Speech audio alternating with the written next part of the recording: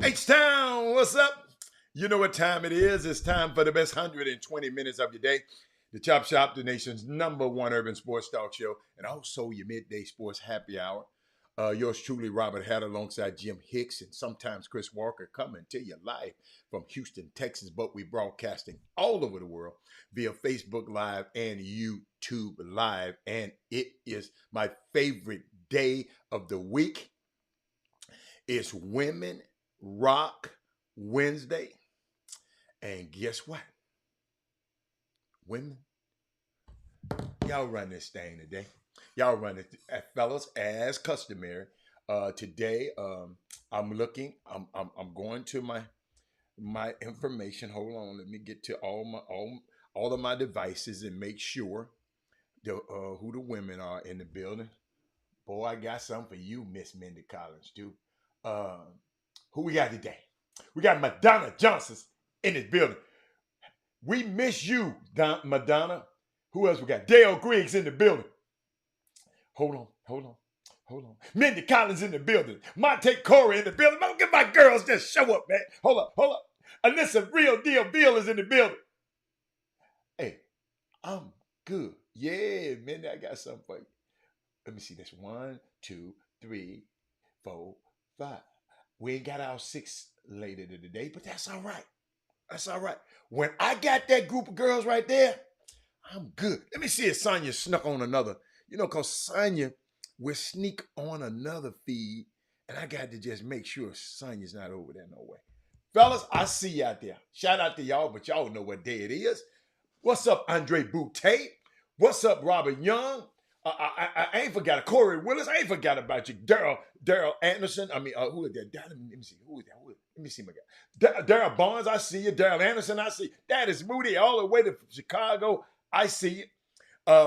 But y'all,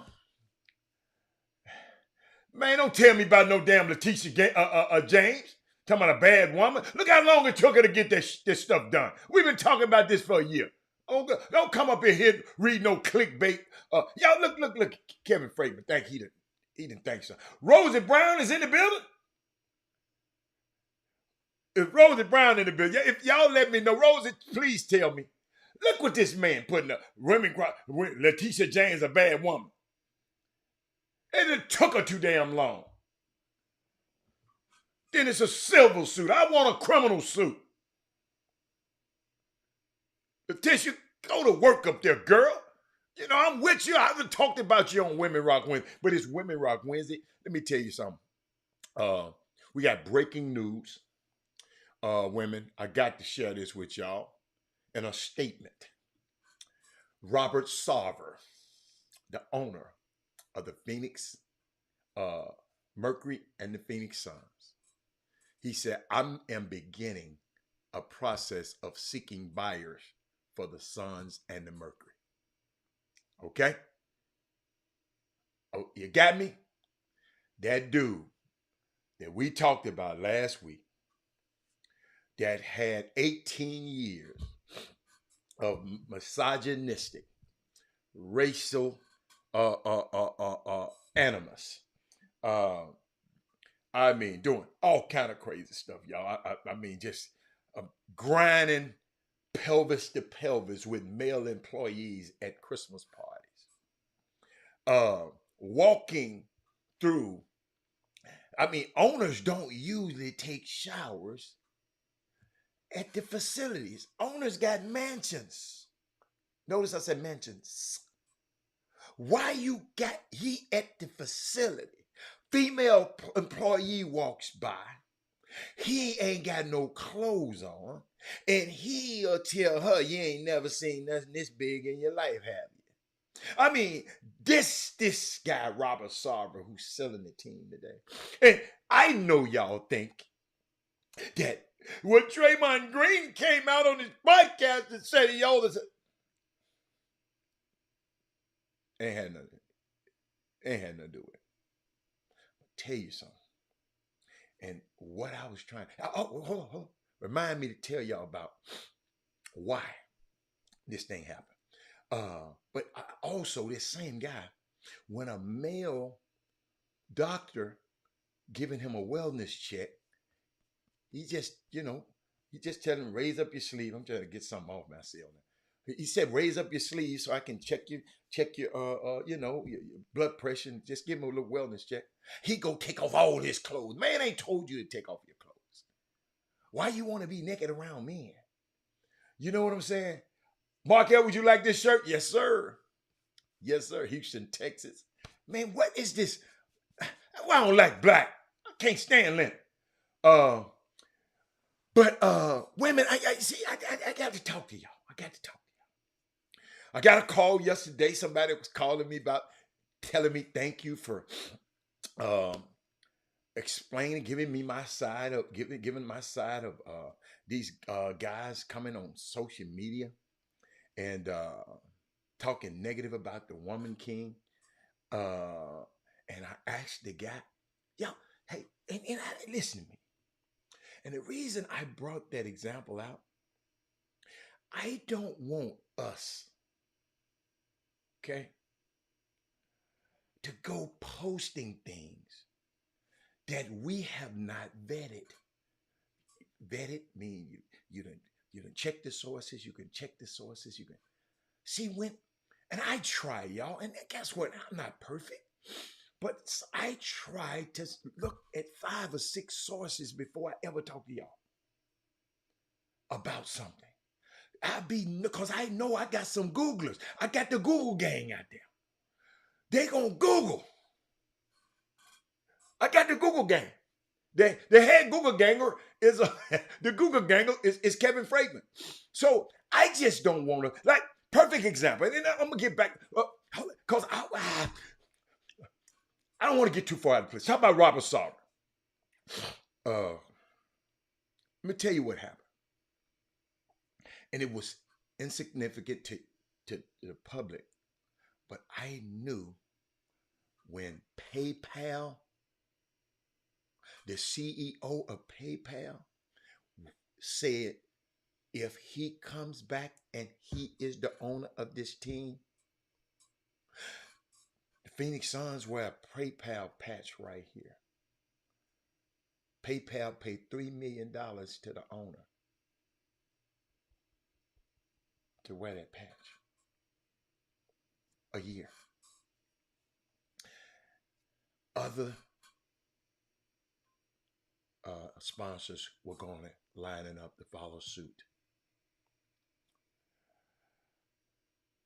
One of your partners, because Robert Sarver don't own but 35% of it.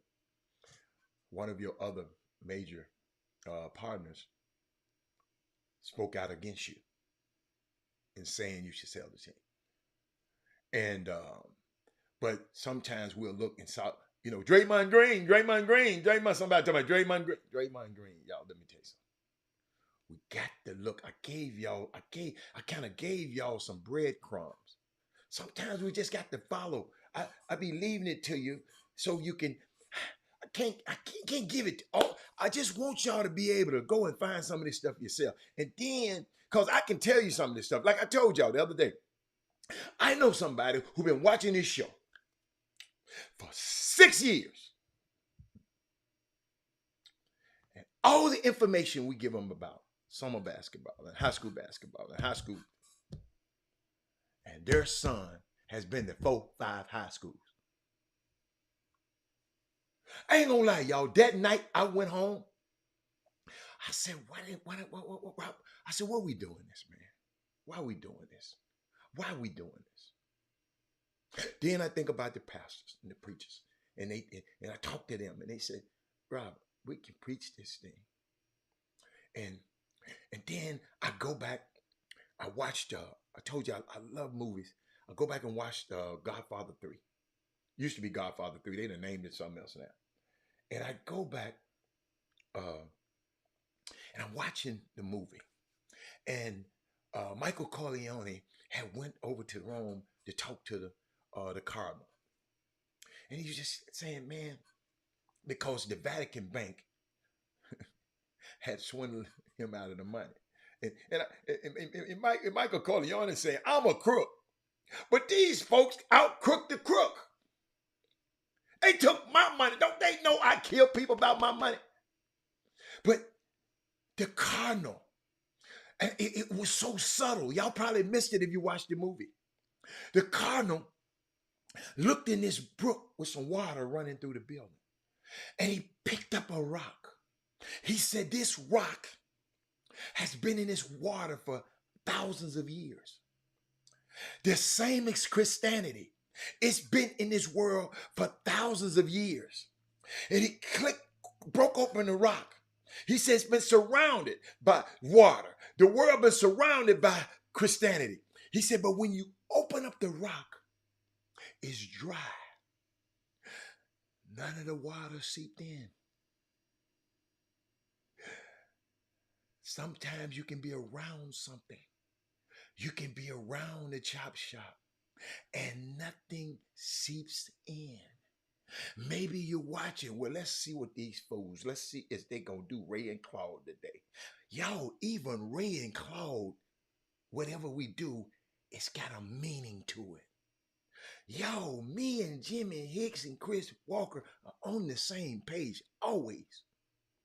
We are 3 different personalities that grew up in 3 different places and went to have 3 different experiences. We got 3 different lenses. We see the world different. What's up, Trey Phillips? But it kind of breaks my heart when we can spend all this time talking to this community and you think you're trying to outsmart the community and just always taking notes, but you ain't looking at the notes and you ain't following the notes. In other words, I hear what you Negroes saying, but I'm going to do what the hell I want to do. And I understand. But how's that working out for you? In Jimmy's favorite words. Y'all always trying to do. That's what people don't think about. Have y'all ever wondered why these dudes keep doing this?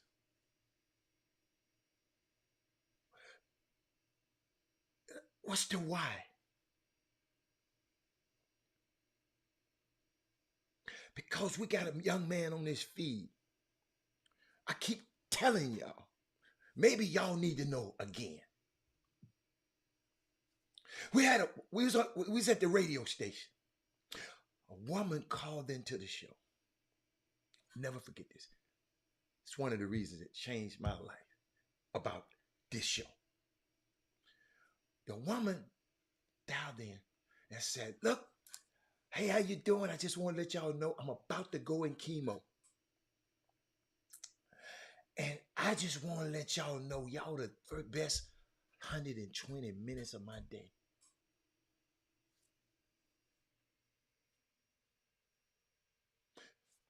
Mark Edwards, All you people who think y'all be getting on my nerves, y'all, I've been doing this for 6 years, y'all. I know what I'm doing. People talking about Robert, you're getting excited. I know what I'm doing. That woman said, before she go and get her chemo treatment, she want to listen to this show. Daryl Barnes, years later. Daryl Barnes, if it wasn't for that lady, I wouldn't be on this. We wouldn't have this show. Because me and Jimmy was ready to just stop and quit doing it. We shut it down for about 3 or 4 months. Don't take this for granted. It can be taken away from y'all at any moment. That's why when I say share the show, share the show. I ain't telling you for me. And then a woman sent me a letter. I got the name of the woman, but she would never, I kept replying back and forth. She would never reply to me. But she told me in the email, she said, thank you, Mr. Hatter, for saving my son's life. Thank you for what you said. Me and my family will forever be in your debt. Thank you. Y'all know I'm texting this, emailing this woman trying to see what the hell did I say, because I wanted to go back and get it and say it again. She never replied back. I said, wow, that's bigger than me. I wouldn't be on it if I don't have those 2 instances. It's bigger than y'all. Some people talk, I ain't watching the show no more. Because Robert's hollered at me. Don't care. We got an 80-year-old woman. Friend, guy that's on this show right now, going to feed his mama, walk in the door with his phone and had the show on. His mama listened and said, wow, who are those guys?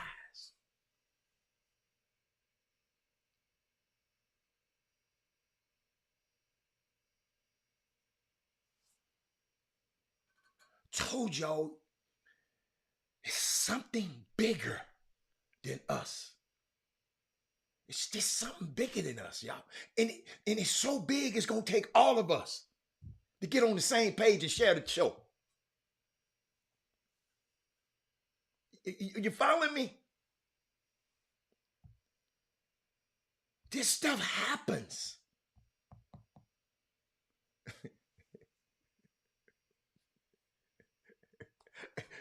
Y'all know I can be anywhere I want to be right now. I can be in LA with my daughter. I can be in New York with my son. Sometimes, just like I tell you parents, y'all have to tell y'all kids what you've been through. I told you the story the other day about the man whose daughter was ashamed of him when her classmate said, Daddy, just drop me off right here. Don't go up there because people be laughing at you. And the daddy got 3-degree burns all over his body because when the baby was young, 6 months old, the fireman said, man, ain't no hope. We can't do nothing. And he went in there to get his baby out of there. And he had to tell his daughter, the reason I look like this because I had to go back and save you. What up, Fox? That's why this show.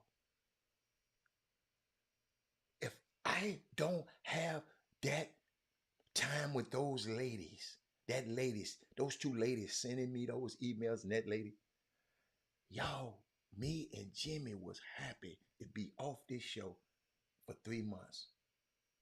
And we were done. I don't know what made us go. Well, the ladies. We done already talked about that, Ken Loft. Come on, Robert had. Robert, come on, man. You late. You late. That was breaking news in the beginning. Robert Sarver had to sell the team. But if y'all were listening over the last week, I told y'all that I'm telling you, when PayPal said immediately, man, this $3 million a year y'all won't be getting, to put that patch on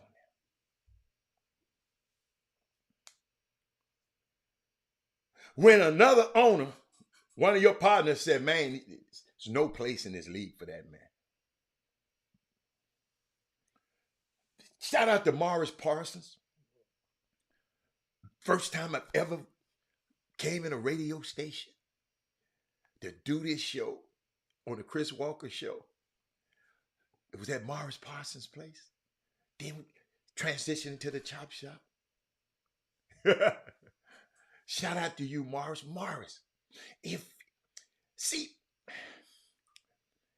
Morris, if y'all wasn't there, it wouldn't be no chop shop. If you black men wasn't have that radio station in there and hook up with Chris Walker and hook up with Coach Leah, y'all got to understand, even y'all. That's why when I say when you come on this show, don't just come to take. Bring a brick so we can build something. Just don't come watch us build. Bring everybody. Bring your brick. Ken Lofton, you bring a brick. Bring some to the show. Fox, you bring a brick. This show has been covering your kid for 6 years. Fox.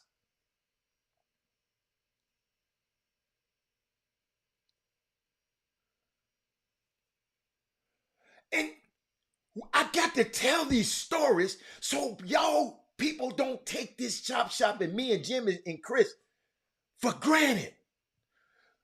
Tell your kids what you've been through. I'm telling y'all what we've been. This how they used to do it in Africa. This how they used to teach class. They didn't have a lot of classrooms. They had an old man called a gringo or a jinga sitting at the foot of the tree, and people sitting around him listening.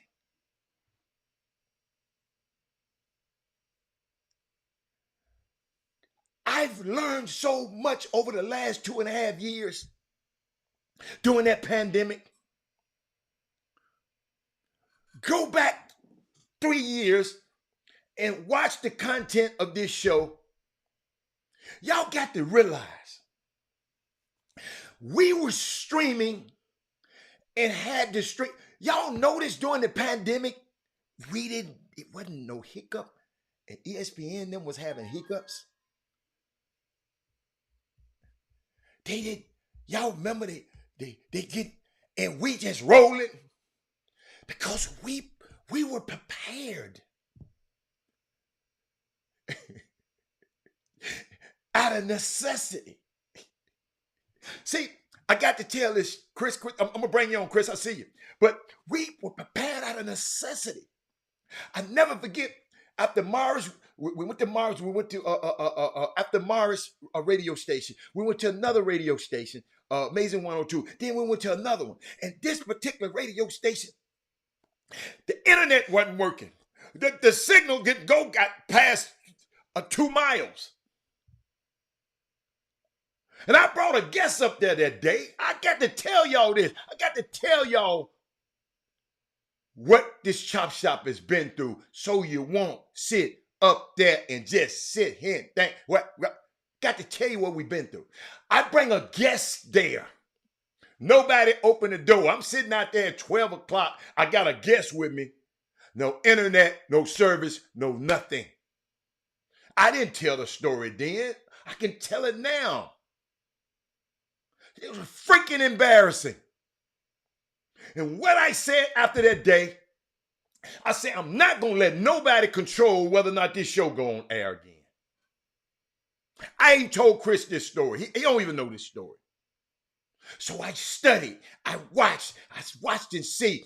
Thank God to Mr. Irving. He showed me a software.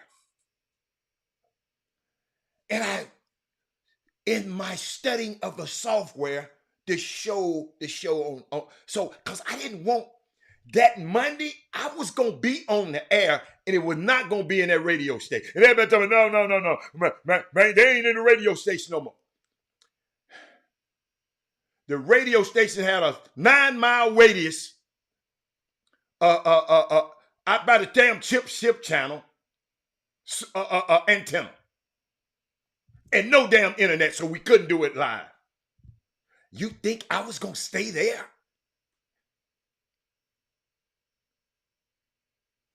Sometimes we got to tell your kids what you've been through.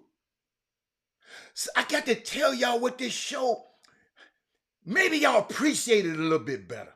Treat us like a diamond. I show up at the station. Nobody didn't open the door, no engineer. I'm sitting in the hallway on the damn floor with my guests. And you think I want it? I came home. I found out about this software. And in the midst of me studying the software, listen to me. I'm giving y'all something on life. Y'all can use these principles. Don't let these people stop you from getting what you want. But Glenn Bishop, don't let nobody stop you from getting what you want for your son. That's what I'm telling you. Because when this door closed or this door closed, Robert had to open up another door. So in the process of looking and studying about, because I like to study about stuff, I found out about the software we're using now. It's a new on the market. I had to go and study this stuff for months. I was studying why I was putting on the show. Y'all don't know. I didn't know what the hell I was doing. I just don't want y'all taking this show lightly. When some clowns will come tell y'all, oh, that's just an internet show, and then they trying to get a damn show. Y'all got to quit letting these damn folks fool y'all. Let me show you how you can be fooled. Let me show y'all. Anthony Edwards got fined, and I'm going to bring you in, Chris. Anthony Edwards got fined $40,000 for taking a video and using a homophobic language in the video. And they fined him $40,000. Okay? The Minnesota Timberwolves. But let me show you what'll show up on, let me show you what'll show up on Twitter, and y'all will run with it. Look at this. Butt Crack Sports with a fake button up there, with a fake, verified button. NBA announced Anthony Edwards suspension per Shams Charania. Then guess what they said about it? Let me give y'all the fine print. Hold on. Let me give y'all the fine print. Let me get back over it. I'm showing y'all how y'all need to quit looking at this damn mess. Look what the article's saying. Shams ain't said this. Somebody done photoshopped this. The NBA has suspended this and for homophobic remarks posted on his social media. Edwards would be fined $10 million and require sex with 10 gay guys with league supervision. This fake news, y'all, and y'all need to quit running with this damn mess.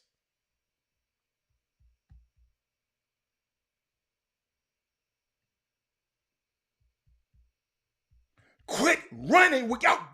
Let's be smarter. Look.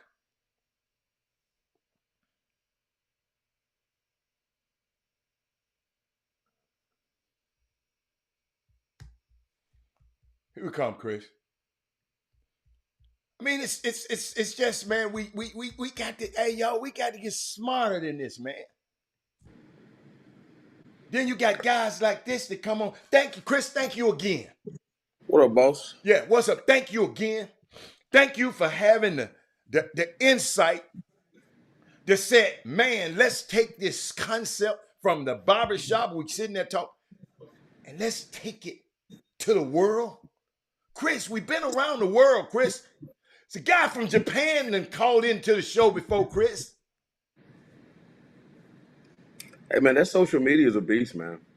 Did you see what I just showed? Because it's zero accountability, man. That's why, like, when people use it, again, there's some good things to it.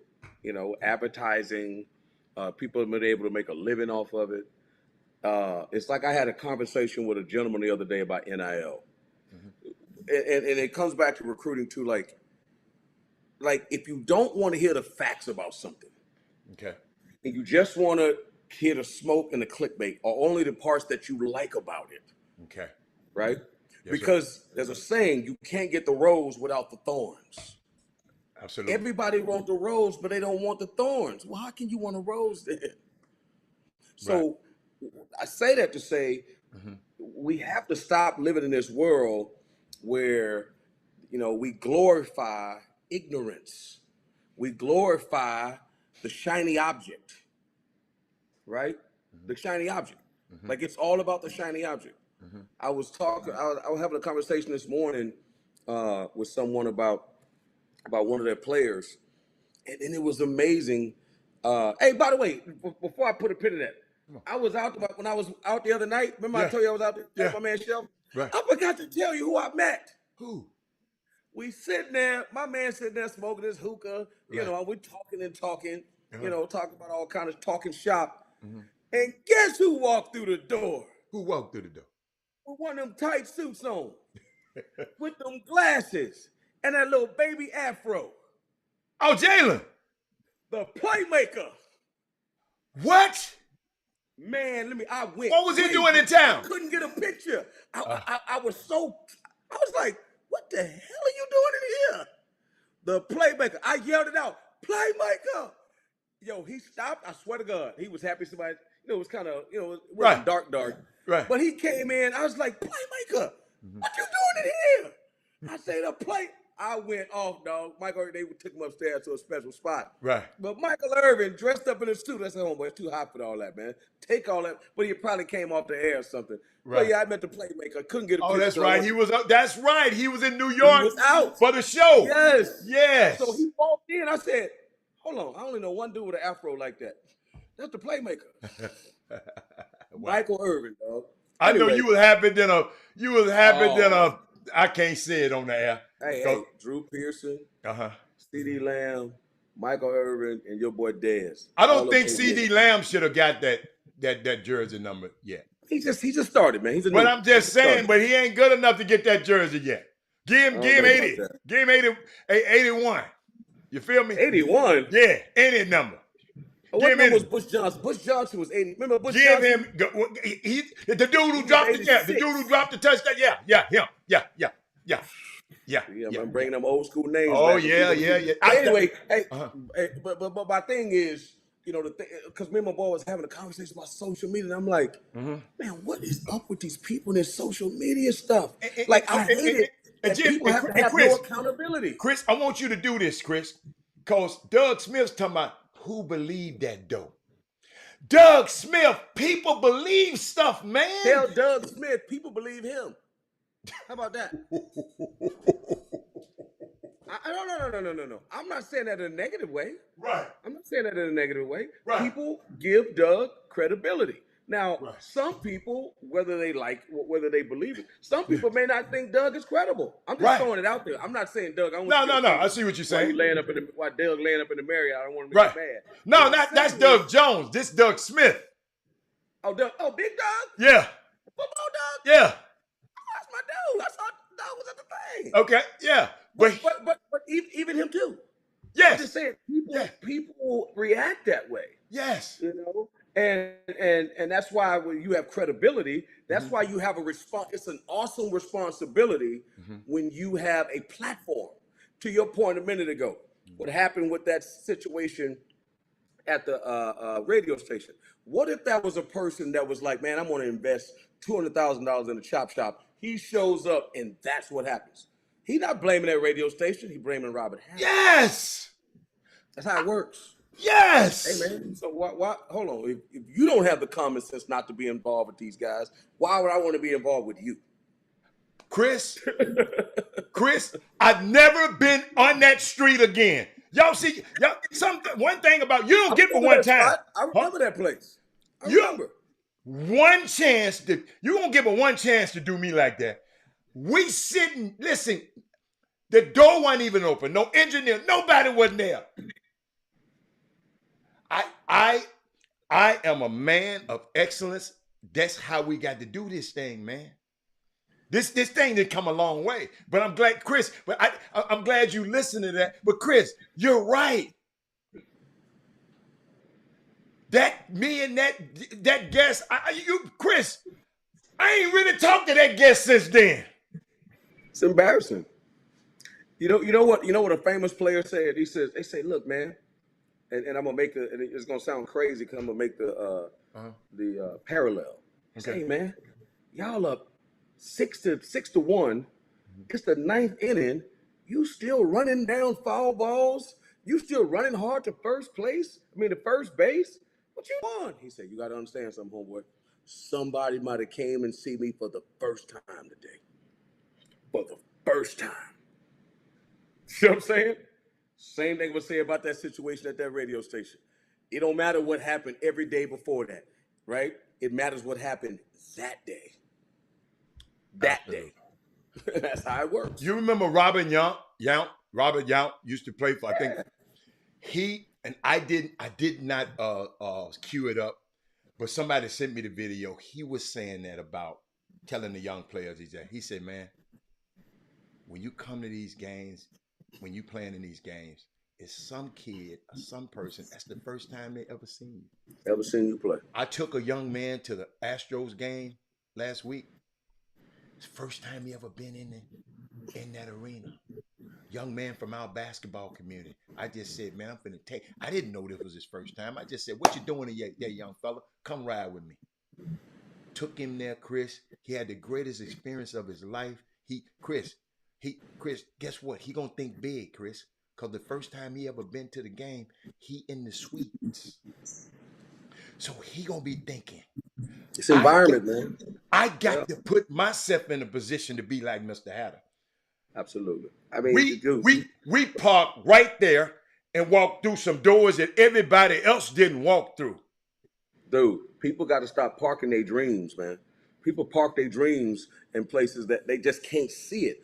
My uncle had a birthday. He got, he had a medical situation. Yeah. And then, I was down there for a while. Right. And then, because I had a bunch of tickets for him to go to the Astros. That's right. My grandmother loved the Astros. That's right. Canceled the tickets. End up sending him and my brother, before I left, gave them tickets again. Okay. Right? Great seats. Right. Uncle took my brother, my grandmother, and my little nephew. My little nephew had never, I'm trying to tell people why I think the way I think, why a kid for me can be from where I'm from and be like, I got to go to Villanova. Right? I'm telling you right now, this kid went to the game. I said, who'd y'all take? I said, we took my nephew. He says, this is the best day. Like, he's 11 years old. You know what he said? This is the best day of my life. I'm like, whoa. He said, it's the best. And those little white kids go to every game.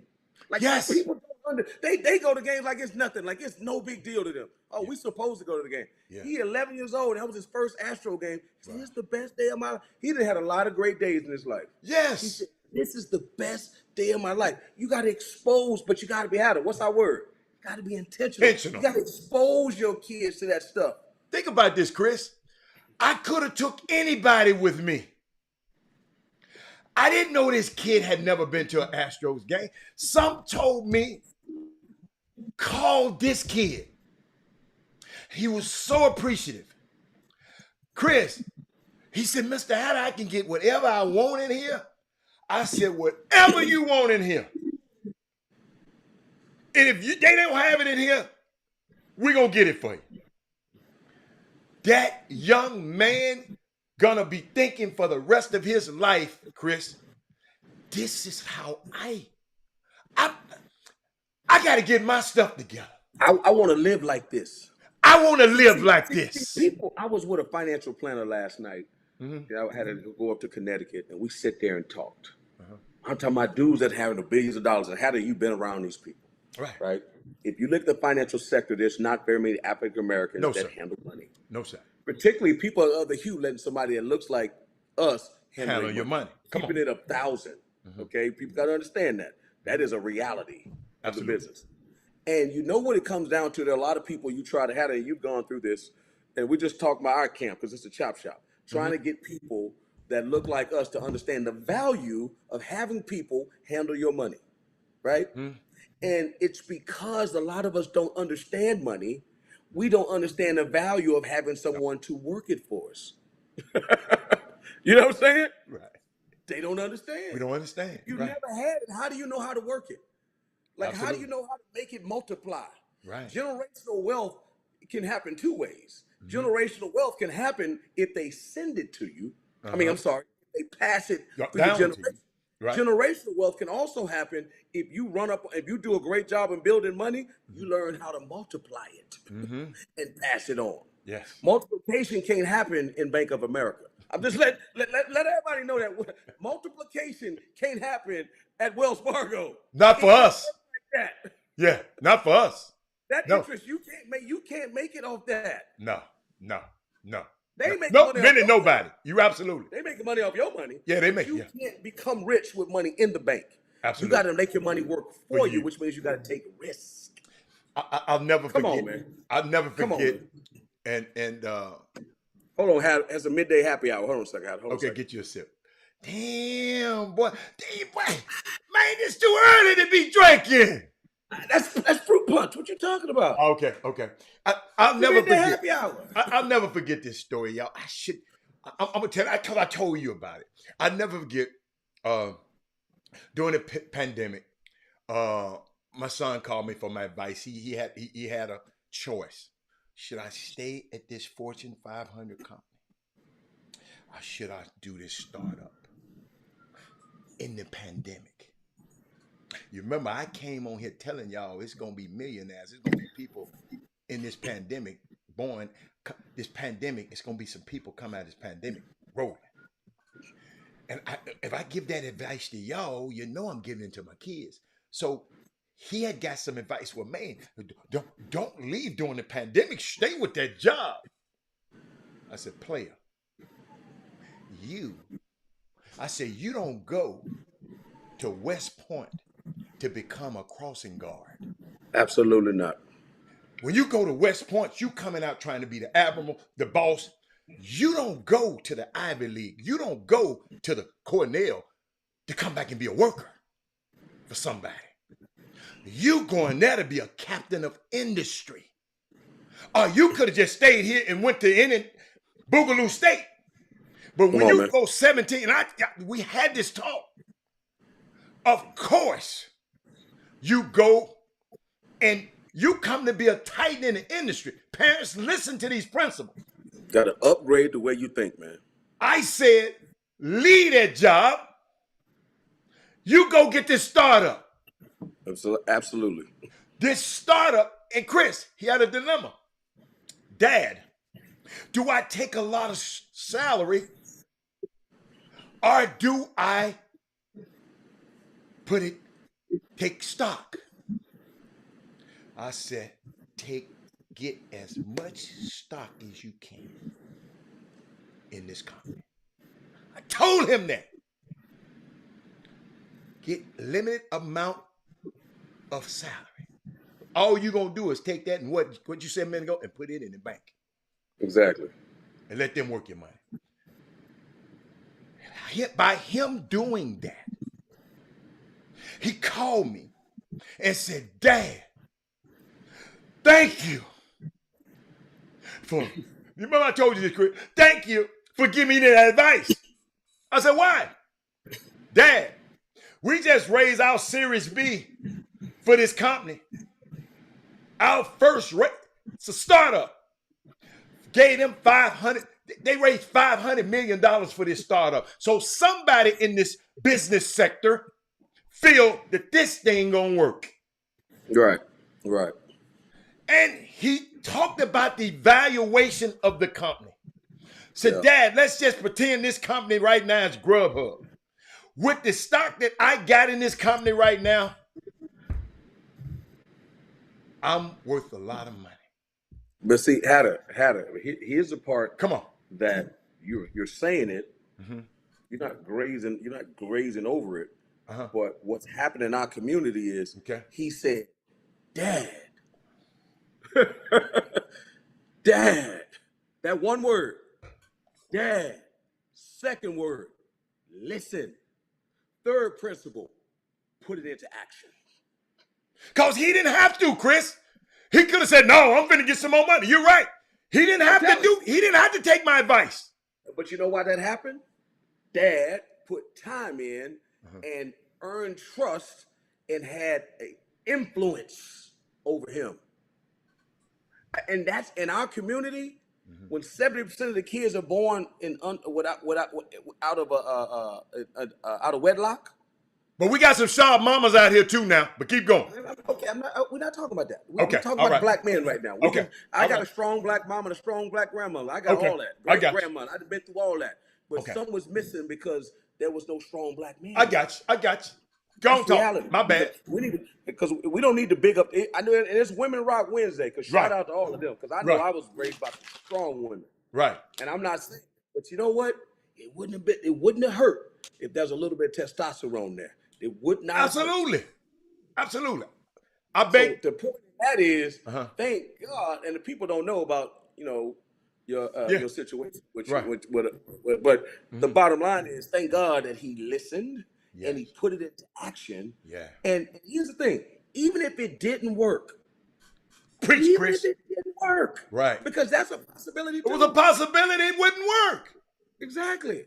But guess what? Robert Hatter had enough stock in his son because he took him to practice. He supported him. He made sure he did this. You got to earn trust, man, even Right. with your kids. I tell people all the time, Yeah. the one tenet of leadership that I know, like you can be promoted in a business because you've been there a long time. It don't make you a leader. You can't promote leadership, bro. I'm not trying to preach. I'm just telling you the real stuff. Talk, man. It ain't, Talk. listen, you know how you know who a leader is? Uh-huh. By who follows them. Hold up. Is anybody following you? Well, you're not a leader. Look in the mirror and ask yourself, when you speak, can you get people to follow you? I know I can. Wow. Can you? Wow. That makes you a leader. And guess what? You can lead people the wrong way.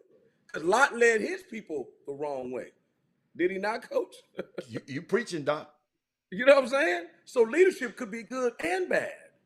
Right. But I'm saying the lesson in that is that your son, a young African-American kid, living up here with me in this jungle, Yes. where I'm talking to people like, man, it is so, people don't understand what it's like to live. When they make that song, New York City, the streets, it's real. It's real, bro. Like, it's that serious. Like, it's feast or famine. You eat what you kill. Ain't nothing, they giving nothing to you. And in this sector out here, and again, it's like that everywhere, but here, I notice in particular for a person of color, if you're not in the financial sector, if you're not in the news sector, right, you better bring your hard hat. Because surviving here is a different world. And they're unforgiving. Tell people to click on the Hamptons one day. Do you see how these people are living out here? Guess what happened? Man, I got to tell this story. I know you better jump. I got to tell this story. No, you do your thing. Do your I'm thing. talking to my man. I don't want to say who he is. Great dude. Worked in the NBA for a long time. Got a great organization. He says, Chris, I read your book, Elephant in the Room. He says, I was blown away. I say, you know what? I'm getting ready to start unleashing and really start going into that. Because I had to, let a couple things move a certain way. And it's all about timing with everything. White guy. Same guy called me one day when the George Floyd stuff happened and said, man, I didn't know this was going on. And in my mind, I'm like, man, how the hell you coach the NBA? You coach, how the hell you not know? He says, Chris, just like, right? You think we don't know what's going on in your world? Y'all don't know what it's like to be on our side. He said, I went to school with all white people. I grew up in a neighborhood with all white people. I went to church with all white people. I never had any of these experiences. So I only know what I saw on television. I had no black friends. So when I see this, I'm like, no way. And then after George Floyd, he starts saying, you know what? I need to dive into this. I said, man, you can't coach black players and not know their existence. I'm sorry. But guess what I told him? I said, look at your Facebook feed. Look at your Facebook pictures. You know why you don't understand? You don't have no black friends. You got people that are colleagues. Yeah. But if you're not willing to have a conversation and talk about uncomfortable things, how can you learn? Sometimes you got to disagree to get somewhere. It takes resistance to build a muscle. Hold up, son. Even as an adult, if that's all you've been around, your environment was making you, Sonya. Sonya, I know that little boy. What's the Rittenhouse? Kyle Rittenhouse. Kyle Rittenhouse. 99.9% of the people where he lived was white. He go to all white school, all white church, all white everything. Where was he gonna get the black experience? I'll never forget this, Chris. You've been in New York for a while, but you know what I do, Chris. The next time you got a New York native, ask them, have they ever been? Do they know where Bronxville, New York is? Bronxville, New York. I know it don't hit. It didn't hit with me. Right. Guess how I found out about it? Somebody Google it right now. Bronxville, New York. Chris, my baby called me one day. My son called me one day. Dad, I'm going for the weekend with my friend. We're going to Bronxville, New York. I said, what the hell is that? So he said, I said, when you get there, because I don't know these people, when you get there, you let me know. I want you to FaceTime me from where you at. He said, you get there. Chris, you got to look it up. Bronxville. Chris, it's one of the Google gang, Google Bronxville, New York. Chris, I think per capita, it's about a 2 mile square feet city that the medium house is $2.5 million. The median. Okay. He said the people he said, Dad, they got servants. The people. Oh, yeah. He said they got people. And I'm sitting there saying, so I asked some of the guys, who think they got it going on in New York. I said, you ever heard of Bronxville? No, never heard of it. It's just, Chris, but the people in Bronx, look, somebody, Josephine said, all white, Westchester County. No, don't tell me where it is. I know where the hell it is. Tell me what's significant about Bronxville, New York. I know where it is. But Chris, it's just, those folks living there. Different world, man. It's a different world. Different, and could care less. I was in Stamford, Connecticut last night. I would miss my train. My boy was driving me around. I was up in, Darien, Connecticut, very rich. Stamford, Connecticut. He says, hey man, this whole area, and he's Hispanic, he said, this area here, and he pointed back to there, used to be all hood. We drove over there, high rises, I mean, like unbelievable. He said, gentrified. I say, what is the racial makeup? He said, oh, you get your sprinkle every once in a while. Like, people got to understand, man. Yeah. Like, okay, it's great to be Kevin Durant. Yes. Who the hell is Cliff Durant? What is it like to be Cliff Durant? Damn, Kevin Durant. Chris, can I put it where the ghost can get it? Can I put it? Go on. Can I put it where the ghost? Kevin Durant, y'all like him. He got a lot of money. He got a lot of, right? But it's a guy that pays Kevin Durant and 14 more people like him. Let me repeat that. It's a guy in the NFL pays Kyler Murray and 52 more guys like him. He signed the front of the check. Mm. When we looking, and that guy ain't shot a jump shot, can't made a layup. And he is paying, LeBron is a billionaire, right? It's some guys paid LeBron his money. That's right. Bill Knight, Dan Gilbert, and now the Buss family. And you know what's happening? I don't want to make light of Phil Knight because he built that company from nothing. No, Right? don't set Some light. of those guys, Yeah. hear me out. Okay. But some of those guys, I don't want to make it always seem like they Donald Trump, where his daddy handed him a bunch of money and Right. they can go in the playhouse. That's a good point. And do what they That's want. a good point. But some of these guys built it from nothing. But here's what they didn't have to deal with: can't get a loan, can't live where they want, can't go to school where they want. So what I was telling my boy was, it says, well, man, the point I was making about, white people didn't know what was going on. I said, you might not have known what was going on, but here's what you don't understand. We still feel the sting of it today. That's why it's incumbent upon you to educate yourself, because people are still benefiting from generations and generations. Yes. That's why you need to know what's going on. And that's why they don't want you to know what's going on. Because if you are, you would be compelled through racial conciliation to do something about it. So as long as you don't know, and you again keep your head in the clouds, or be like an ostrich, put your head in the ground, as long as that's the case, that's fine. That's fine. Because at the end of the day, people are still suffering from what has not been done over time, the injustice of it. Again, that's why they don't want to know. That's why they don't want you to know the history. But again, that's also why Black people should know the history, because a lot of them don't even know what was done to them. They don't even know do you know what it's like when I'm driving and I said to my boy, right? Come on. Financial guy. Come on. Smart as a whip. Get a house with an FHA loan and only put 3% down on a $600,000 house. Can tell you all the different ways to do all that stuff. You know what I said to him? But do you know what redlining mean and how blacks couldn't get loan? He said, man, I never heard of it. You never heard of it? I'm like, how can you be that smart Chris. and not know? I said, you need to go watch The Banker.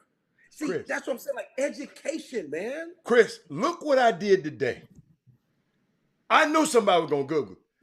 Y'all know something that y'all didn't know yesterday. Nobody on there, as bright as Chris Walker, he didn't know about Bronxville. I didn't know about it until my son went and visited his friend for the weekend. And I just said, I don't know them damn people. And he said, Dad, he was taking me through the video, FaceTime, and telling me, Daddy, this is our room. Yo, it's a world out there. Think about this. And listen, and I know for a fact, tell me if there's one black person in that neighborhood. No, sir. Tell me if there's one. No, sir. Dude, I was in H-Town last time when we went to our little spot. Right. I drove through River Oaks. I'm like, oh my goodness. Dude, how is it possible that people don't understand how many black people live in Houston. Yeah. Houston's when you have a black mayor in your city, Yeah. that means you got black people. Yeah. Say that again. Absolutely. Detroit, Memphis, Houston, Atlanta. When you have a black mayor, Right. because you don't have black governors, Right. and you don't have black senators, you'll be lucky to get one. Mm-hmm. When you have a black mayor, you have a black city. Mm-hmm. And you look at River Oaks and you drive through that in West U. You're like, and you drive by Rice and you drive by Memorial where our girl live, you know what I'm saying, Hatter? Mm-hmm. And you say, the only way you can get here is that you gotta rap or you gotta bounce a ball. Cause you can't, how do you make that kind of wealth happen? You know what I'm saying, Hatter? Because if you want to get a $3 million house, you gotta put how much down to get that house? That means you gotta get that loan. Yeah. Yeah. Where's that money coming from? Yeah. Like, people don't get it. Yeah. They we over here playing checkers, they playing chess. Absolutely. But Chris, let me add something to you. Okay. You know, I was talking about we have an unfair system, and I tell people, about, who say we are in a meritocracy right now. You know, people tell me this is a meritocracy right now, Chris. If you're good enough, you're Chris. You can. You can, Chris. Let me show y'all something. Oh, I got. Yeah, please don't tell me that. That is no, ignorance at its best. but people be saying that, Chris Walker. You know what I'm saying? Yeah. Well, who are the people? The people that don't look like us. But this is because they haven't. Hold up. They haven't experienced what you said, Chris. You just helped me a minute ago. You just helped me.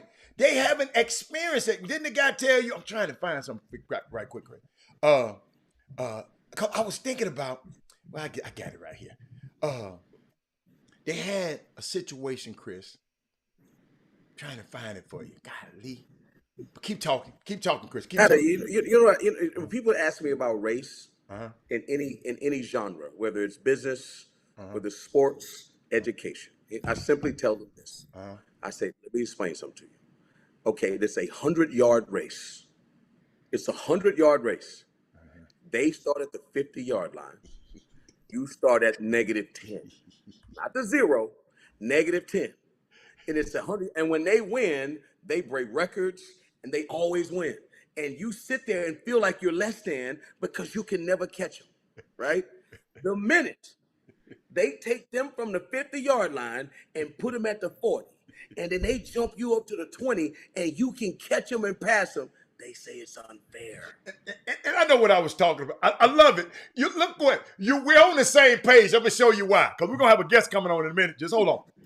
But you know, I was talking about people talking about affirmative action. You know, conservatives tried to give affirmative action a bad name, right? And I know we got an unfair system. They tell black people. They'll tell people who say to all the people who say it's a place of a meritocracy. This is what I want you to know. That's like saying you got 2 drivers in the Indianapolis 500. Okay? Follow me, Chris. 2 drivers in the Indianapolis 500. Okay? Both are driving Ferraris, Chris. Okay? One of them is a better driver. Okay? I put it like this. A is a great driver. B is a little bit better. Okay? Better driver. Driver A is a white guy. Driver B is a brother. Okay? So driver A starts out on lap 450 in the Indianapolis 500. Y'all, I'm giving you an analogy. Okay? And driver B starts at lap 1. And they said, may the best driver win. And the only way the driver, the driver A crashes and lose is he crash and burn. Right. That's how big of a head start these people got. Chris talking about banks and lending money. I told y'all. The private equity sector and the venture capital sector can come right now, Chris, and bless your project right now.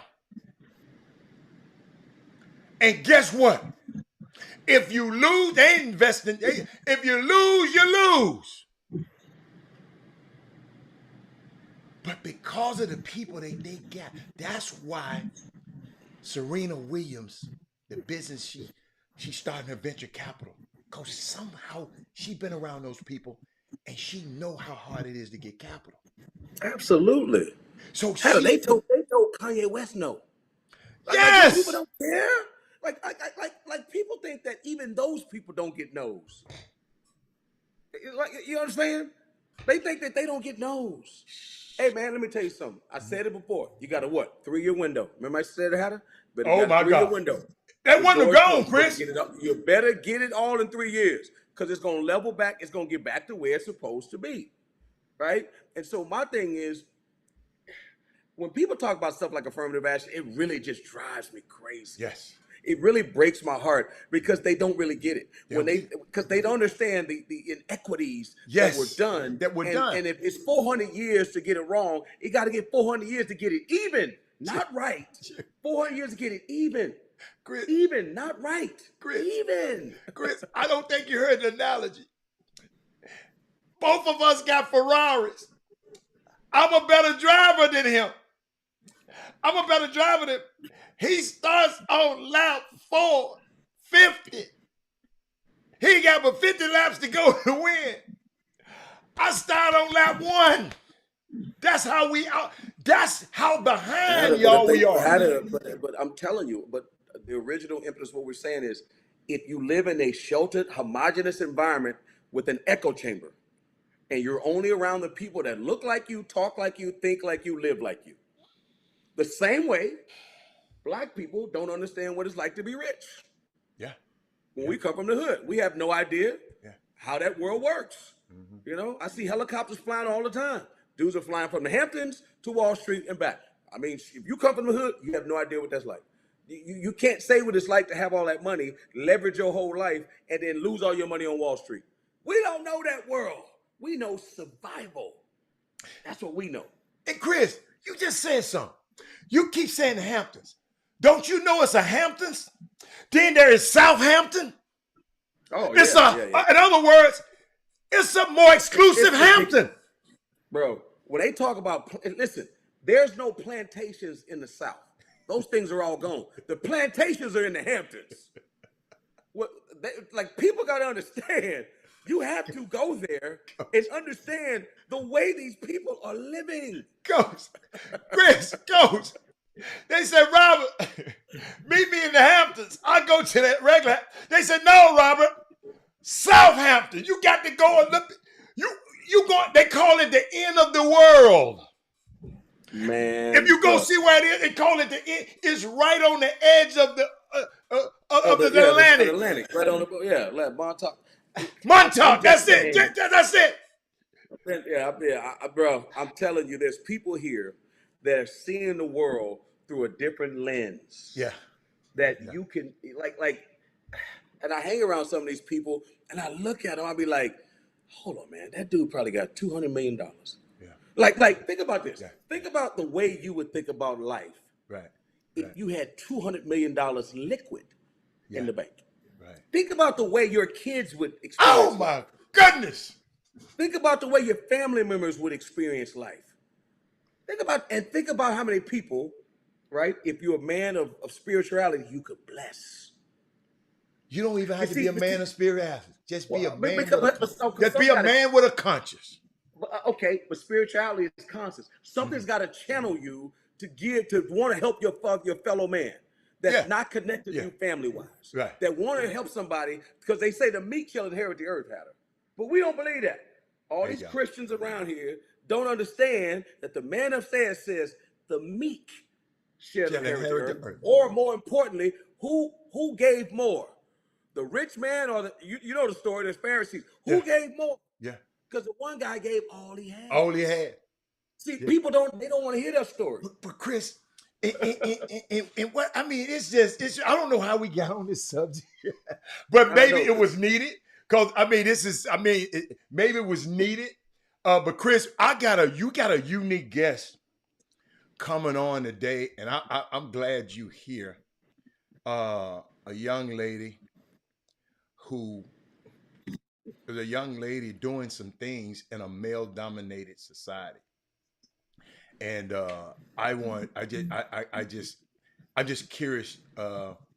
I'm just curious because I'm just curious about talking to her about it, Chris. She owns a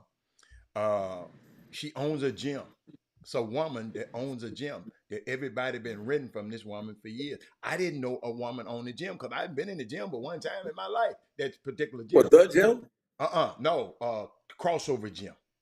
It's called Crossover. Yeah, I didn't know it was a lady that owned a gym. I did not know it. But she gonna come on the show today in a few minutes. But I just I see people like King Six said they wouldn't let Muhammad Ali buy a house. No, in River no, they wouldn't. But I mean, here's my thing, and I'm cool. Listen, Yeah. Some things are a sign of the times, right? Yes. Yes. They Yes. were allowed to be that way, so they did it. Okay. We now know that is absolute BS. The Fair Housing Act stopped it. Yeah, yeah. But Chris, they got some stuff they do now, Chris. If you in this neighborhood, Chris, they won't appraise your house as high as the house right next door. Got to Chris, call that stuff out, man. You got to call that stuff Chris, out. Chris, and the people get smart and let their white friend and put some white pictures up in the house and let their white friend let a new appraiser come in, let their white friend come in there, and they praise it. But look at what we're You talking have to about. go It's through, Chris. insane. How can we stop? It's insane, man. Listen, man. People can say whatever they want. That's why I like all that social media stuff and all that fanfare. At the end of the day, you have to educate yourself, right? And you got to have a call to action. There you go. And then you got to do something, Right. right? You got to educate. It's got to be a call to action. And then you got to actually go out and execute what's going on. And it has to start. I always tell people this when it comes to dynasties and great civilizations. They don't explode, they implode. It starts on the inside out, not the outside in, right? So before you get conquered, you've already been conquered on the inside. There's been some people jealous of each other, this, that, all kind of stuff going on, and it's easier for the enemy to come in and infiltrate. Well, in my opinion, the reason why I wrote that book is like, yes, and you're right. I'm going to give you 9 million check marks and say, yeah, slavery. Yeah, you're right. Redlining. Yeah, you're right. Couldn't vote. Couldn't go to school. Can't do this. Can't do that. You're right. Okay. Now let me get one box over here.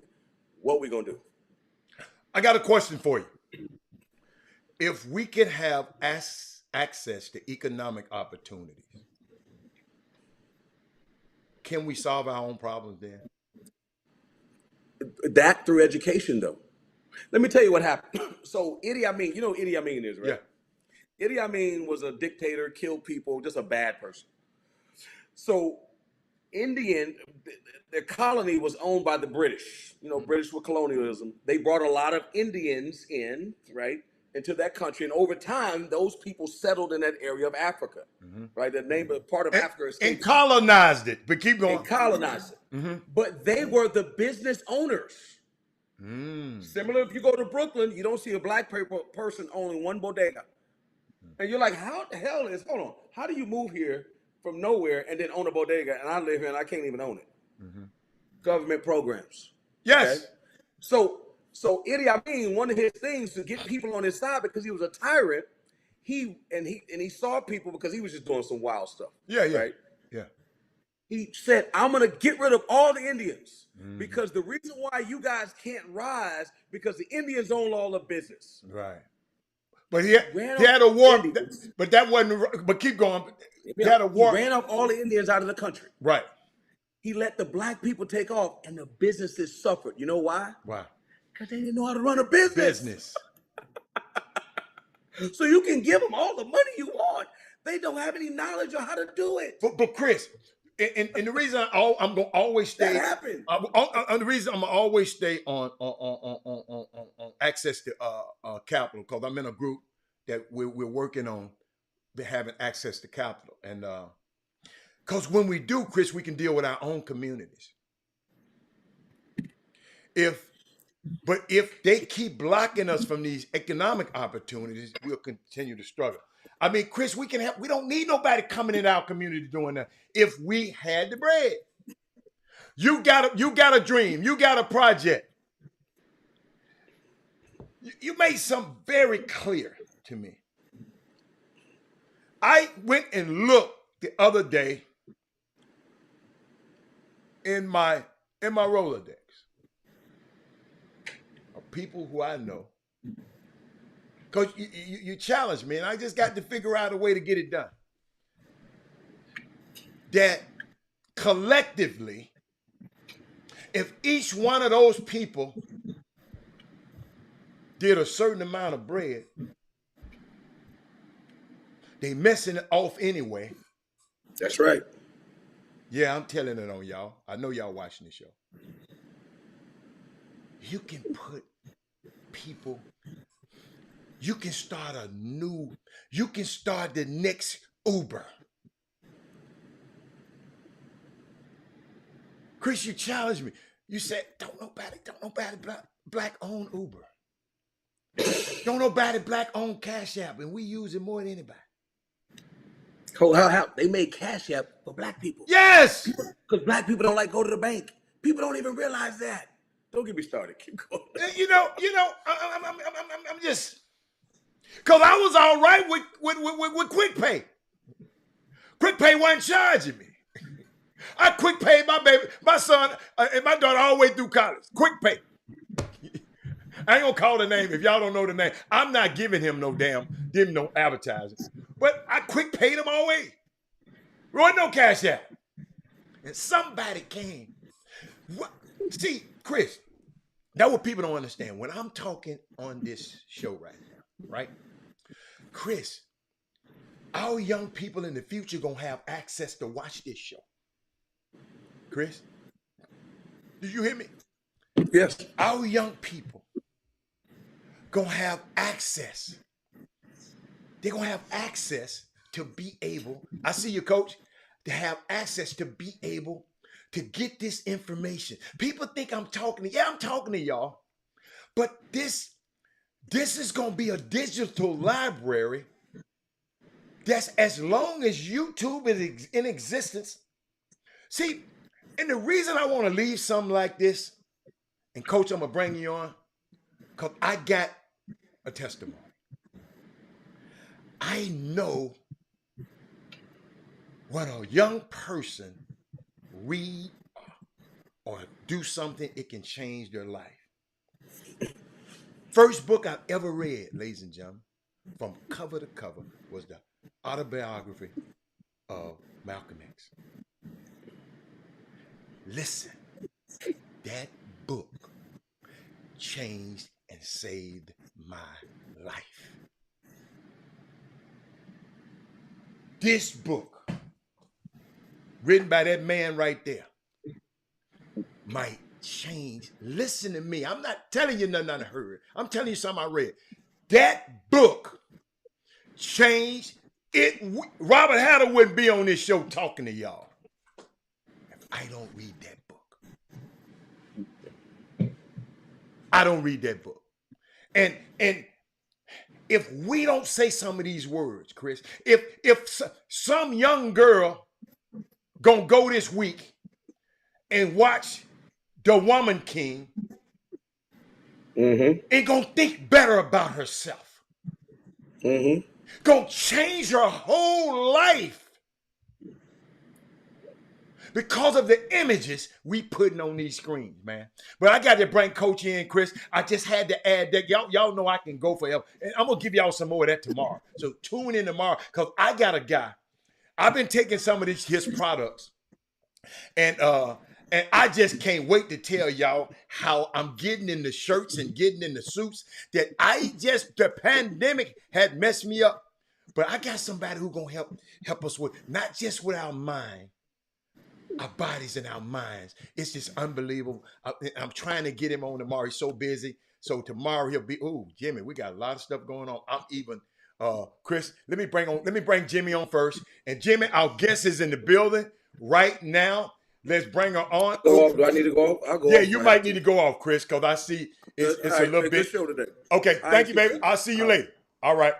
But Chris, we back. Yeah, it's too much. Jimmy, she's been in here for a minute. She came on right on time. So bring her on in right now. I'm excited about talking to her. I'm excited. She got me pumped up right now. She got you pumped up? About which topic? She just got me pumped up, man. You got to understand. This Women Rock Wednesday, right?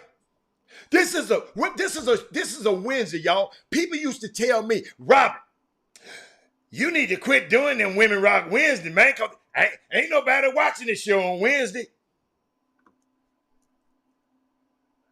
I said, man, I'm celebrating women. I don't care. It ain't but me. I'm on there by myself. I'm going to celebrate women every Wednesday. And by me being Ain't letting nobody tell me what to do. I finally found a woman. I ain't met no woman like this, Jimmy. I don't know no woman. You might know. I don't know no woman who got a own gym in a male-dominated society. I don't know. You might know a lot of them. I don't. So I am very excited about talking to her, but I'll let you introduce her. Let's make it happen. Let's make it happen right now. Wait, Oh, you want me? Yeah, 1 second. Okay, hold on. Let me get it. Let me get you right. Let me get you right. Let me get you right. Let me get him out of there. Oh, I got Jimmy out of there. Coach, I'm gonna bring you on in. Jimmy with all these damn hold up. All these problems that he got over there with his internet. Come on here and mess us up, Coach. I'm finna bring you in, Coach. Coach T. Hold on. Look at me. Look at me. I'm bringing you in by yourself, girl. You got to be bad for me to bring you in by yourself. But how you doing? I ain't waiting on them guys. I don't need them. This ain't no script. When they told me, hold up, I didn't heard about crossover. Man, I'm going to crossover. I said, okay, I see y'all after crossover. You follow me? But you know, because I wasn't coming to no gym. But I just thank you. And guess what? I mentioned the owner is a woman gonna come on the show. Somebody gonna put your damn government name up there, Coach. Yeah. Tanisha Bearfield. Somebody gonna put your government. She might didn't want her government name up on the screen. They done put your government name on the screen. But somebody who know you, Marcus Carroll, he was watching the show, and Marcus he on the show. But how you doing? Talk to me. Good. Good afternoon. How are you? Thanks for having me. You know what? This Women Rock Wednesday, unique day, and we always want to highlight women that rock, especially Black women that rock, and because we're smart enough to know that y'all, all you got to do is open up a newspaper. All you got to watch all. And if you study history, you know it wouldn't be no civil rights movement without the Black woman. It wouldn't be no Marcus Garvey movement without the Black woman. It wouldn't be no Haitian Revolution without the Black woman. It would. You follow? Hold up. They would have lost Georgia. Reverend Warnock wouldn't have been the senator if Stacey Abrams and them young women from the Atlanta Dreams. And look who in the White House now. Yes. So, of course, shout out to you. I don't know why Jimmy had you to come on, but what I'm going to do, I just want to, we're in the barbershop. I know you don't go to barbershops much, but like you in the beauty. Well, you know when you with your girls and y'all braiding your hair and y'all just get to talking stuff. This how we doing. Hold up. This how this concept came about. Yep. Us sitting around talking stuff to each other, and we just do it on the show. Yep. So talk to me about your plight and your like what made you say crossover. I'm gonna get a gym and call it crossover. Talk to me. Man, well, listen, I love your energy. I love your energy. Great. You got great energy, right? So that's number one. I love your energy. And like I said, thanks again for having me on. But man, crossover, what made me get a gym? I got tired of people telling me no. People was like, I want to run a gym for a tournament. And back then, I'm from Victoria, Texas. Yeah. And I had to rent out a school, and you have to go through the politics, and if it's open, and if it's not open because you rent it out, then they say, "Oh yeah, we forgot we had to play." So guess what happened? Oh. You get kicked out. And you done told everybody coming, and you keep going. All the time. So I did that over, when I was younger. My first tournament, I was 15, and I did it in Victoria, Texas. We were bored. I was like, you guys get a team, and I did it my first tournament. I was 15, and I made about $8,000 to $10,000. At 15? Oh yeah, facts. I brought my first car. I was Come poor, on, man. Girl, you keep talking. I'm just finna sit back and listen. My mom passed away of lupus in 2016, and that was my little hustle. That was my hustle, and that's how I made it to a business today. But that was my first tournament. and we made some money. And then I played college ball. And in college ball, you don't get paid. Like now they get to get paid, Yeah. right? With all the schools.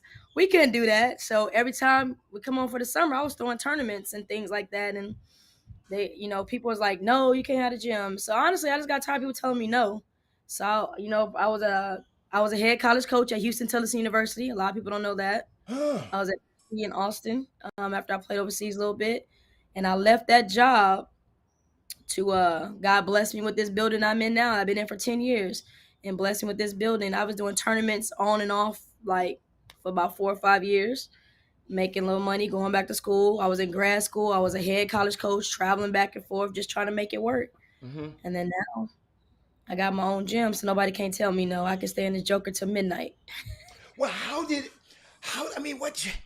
what made you go there? So you said, hold up, I'm gonna find a warehouse district because I know there's different zoning laws. I know there's different prices. I know I ain't going in no residential district. I mean, what made you're a young woman? What made you? How you think of that? Well, one, I'm a woman, so I think we Excuse use me. our brain a little more. Excuse me. But just Stafford made it so easy. They just, again, they gotten tighter since 2011, 2012. Okay. But just their and I mean, at the end of the day, man, it was God. This is all God's plan. Right. Where I was gonna be at, how I was gonna get through. I don't have bank loans at all on this facility at all. This was not done by a bank at all. So, I don't owe nobody nothing, not a dime Mm-hmm. on nothing I've done. So it was a blessing in its own, just me finding this place. I searched 50, 60, 70 places. So Mm-hmm. when you ask, how did you go do this, the zoning? I mean, honestly, God brought me to this place. Okay. I had the right people. One of my good friends, Hoover, passed away. He was my CPA. Mm. To be honest, I mean, you got to have people in your corner that's going to make you look good. Mm. Remember, I was a head college coach, Right. making probably $12,000 a year at HT. Mm-hmm. Just came out of college, Mm-hmm. came from overseas, not really making no money as a female. Mm-hmm. So this was an opportunity that was presented to me that I was able to get my own facility, and I did it the right way, and I'm still here. So Wow. You rock. Jimmy, you, hey, I hope, see, hold up, Jimmy. Coach, I know you heard me, and I said it's very important that we put this on wax. Some young girl needed to hear that. Yeah. They gonna be able to turn on this show and listen to this for years.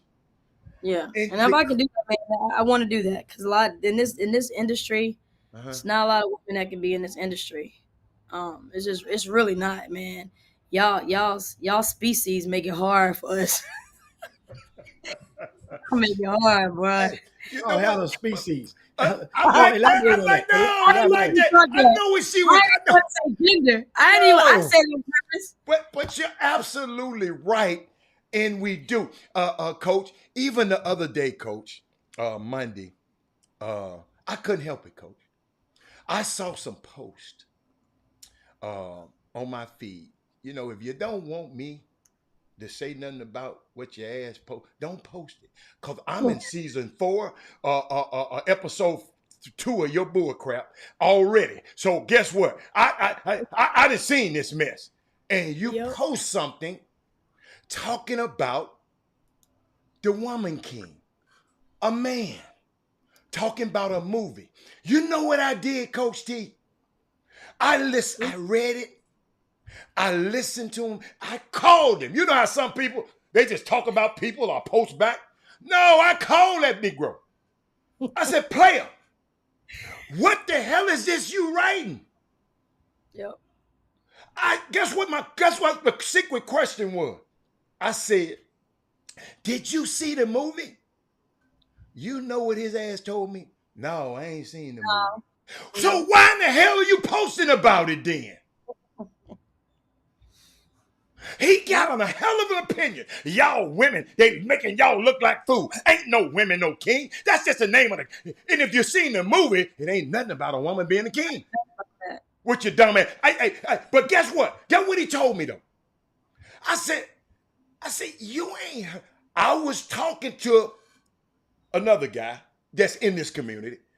I was a conspiracy theorist that's in this community. He said, I was talking to him. When he told me he was talking to him, get what I did? I said, man, I'll see you later. Because I know if Dom and Dom are talking together, that's why nobody know who the fool. Hey, don't nobody know who the fool. So, but Jamie, I know you got to come in, but you're absolutely right. We're in a society that people just don't, man, girl, go back and see yesterday's show, because I don't even want to go back through it. A Monday show. All I did was say, I asked him a question, Jimmy. Have you seen the movie? He said, no. I said, why in the hell you got this strong opinion about it then? Man, because me and Junebug was talking, and we was going back and forth, and I just decided to post it.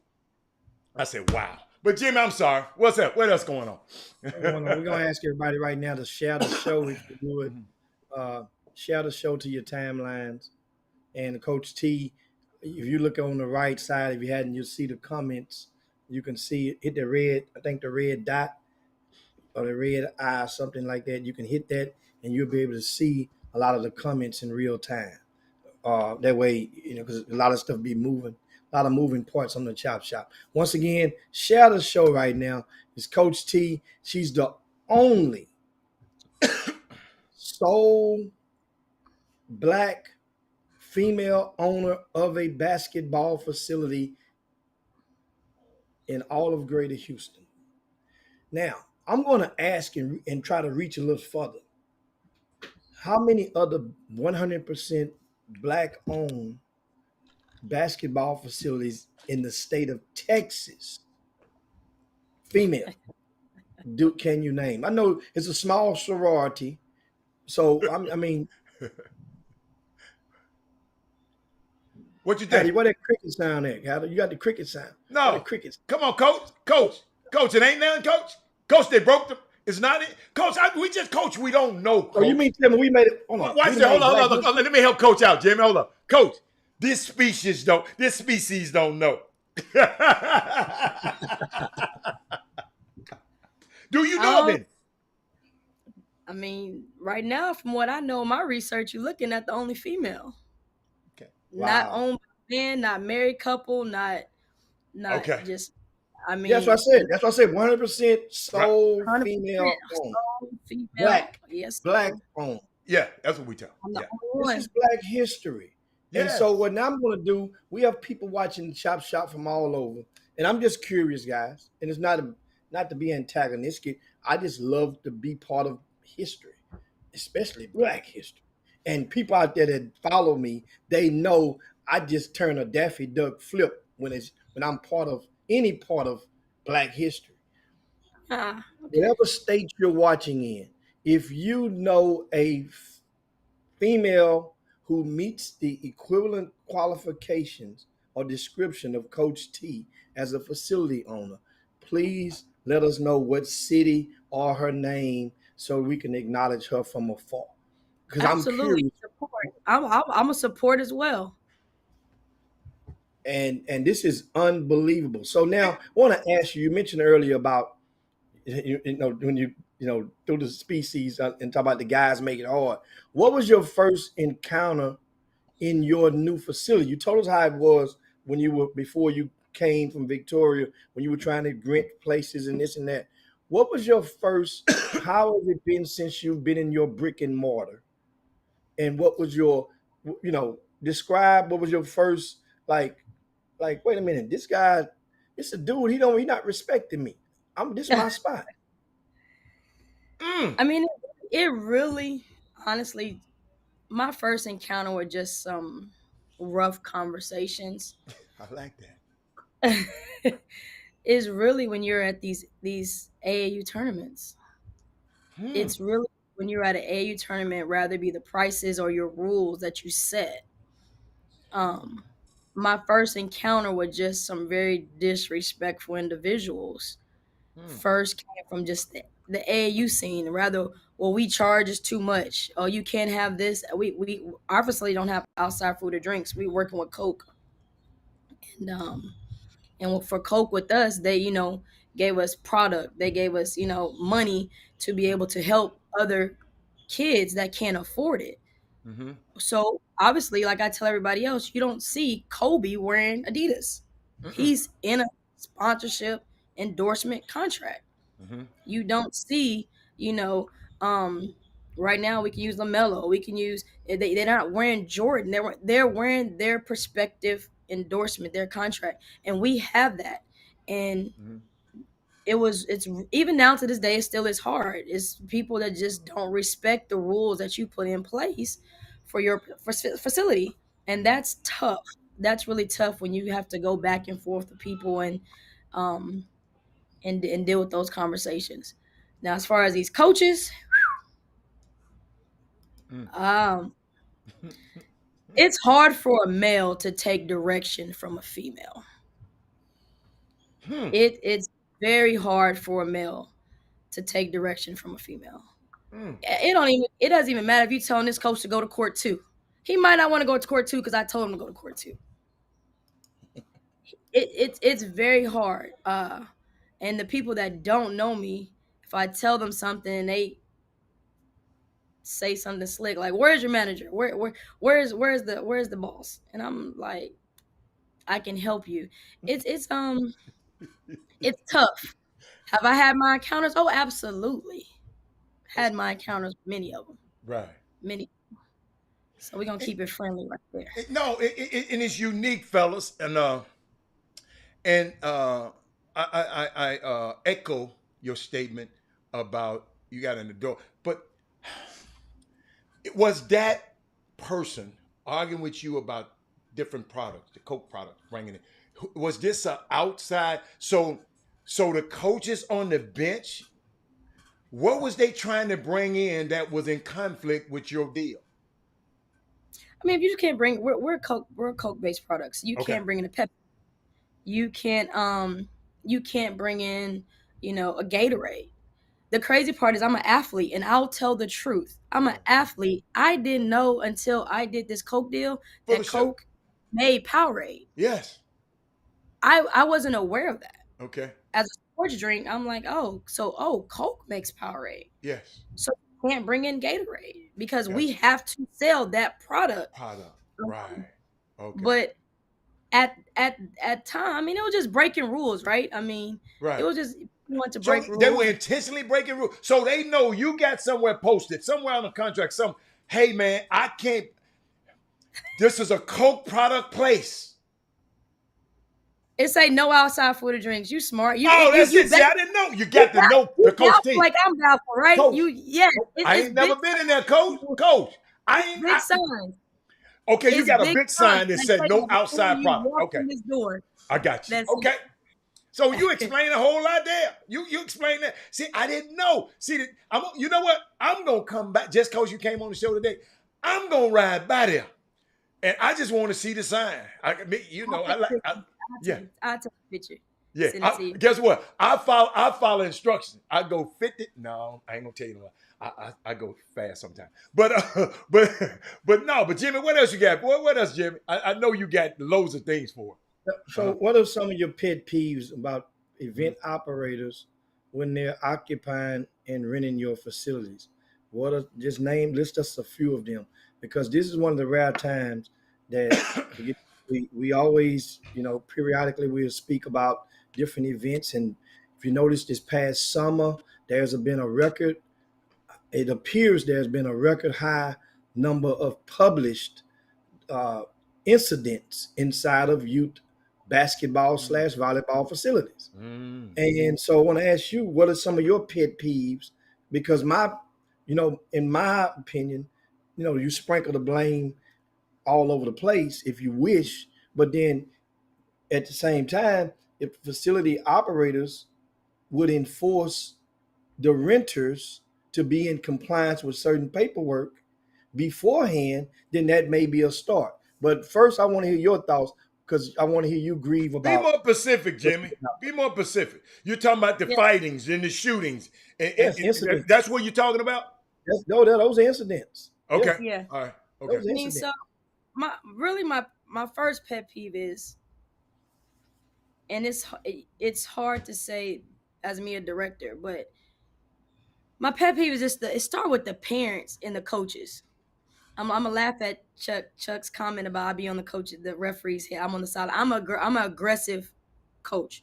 Not gonna be disrespectful.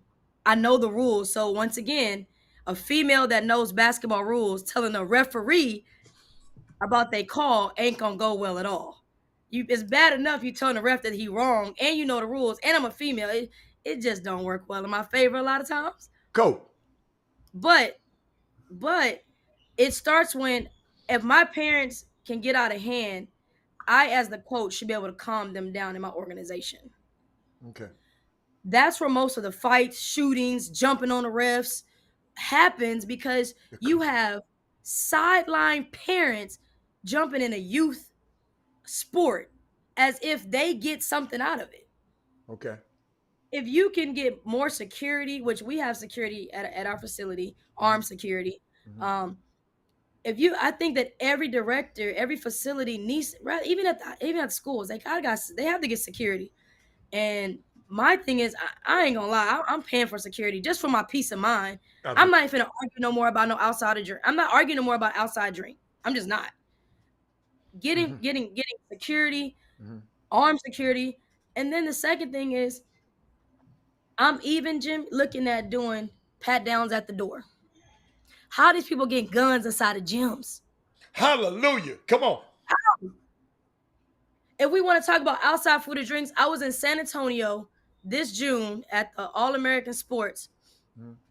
And before we walk in the gym, we got pat down. They were taking out outside food and drinks because that church made sure that they can have, that was just their policy. Absolutely. That's their policies. And you know what? I wasn't even mad. So you're telling me that I'm going to cuss you out because you making sure nobody has a weapon? You making sure I'm going to cuss you out because I can't bring in my $2 Coke?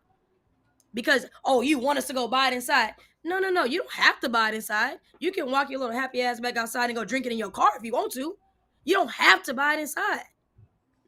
But that's what arguments get started for, because somebody got to throw away their drink. Oh, well, the coach is mad because I had fight parents. Coaches fight the coaches. Then a coach coming off trying to fight another kid. It starts, honestly, as a facility that they can have armed security and just throw people out. Like, some stuff ain't worth the dollars that people giving. It's just not worth it.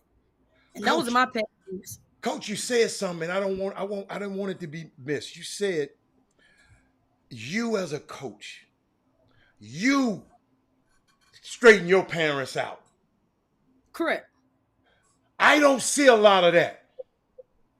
No. The coaches just let the parents just go on and on and on. Correct. And the coaches are not in control. See, we can have all the armed security all we want, but we have to have a zero tolerance, as with Robert Sarver. In case y'all late for the show, Robert Sarver is selling the Phoenix Suns. It's in motion right now for him to sell, and the Phoenix Mercury, because they got a zero tolerance, and they was going to put pressure on it. Absolutely. So I'm just saying to you, because we got this acronym called PGW, and you were sounding a little bit like a CGW, a coach gone wild a minute ago. But you were saying, look, my parents. But guess what? Well, then if I talk crazy to the parents, Mr. Hatter, they might not want to be on my team no more. And you just saying, well, then you take your kid. You can make Bobby elite. Go make Bobby elite. Go whatever. Go make your child's team, and you control that. I'm 100% okay with that, because right. Like I at first I was like, oh, okay, I got to make everybody happy. Scratch that. 10 years. I've been doing this 10 years, 11. I'm not really okay with pleasing everybody. It's just not gonna work for me.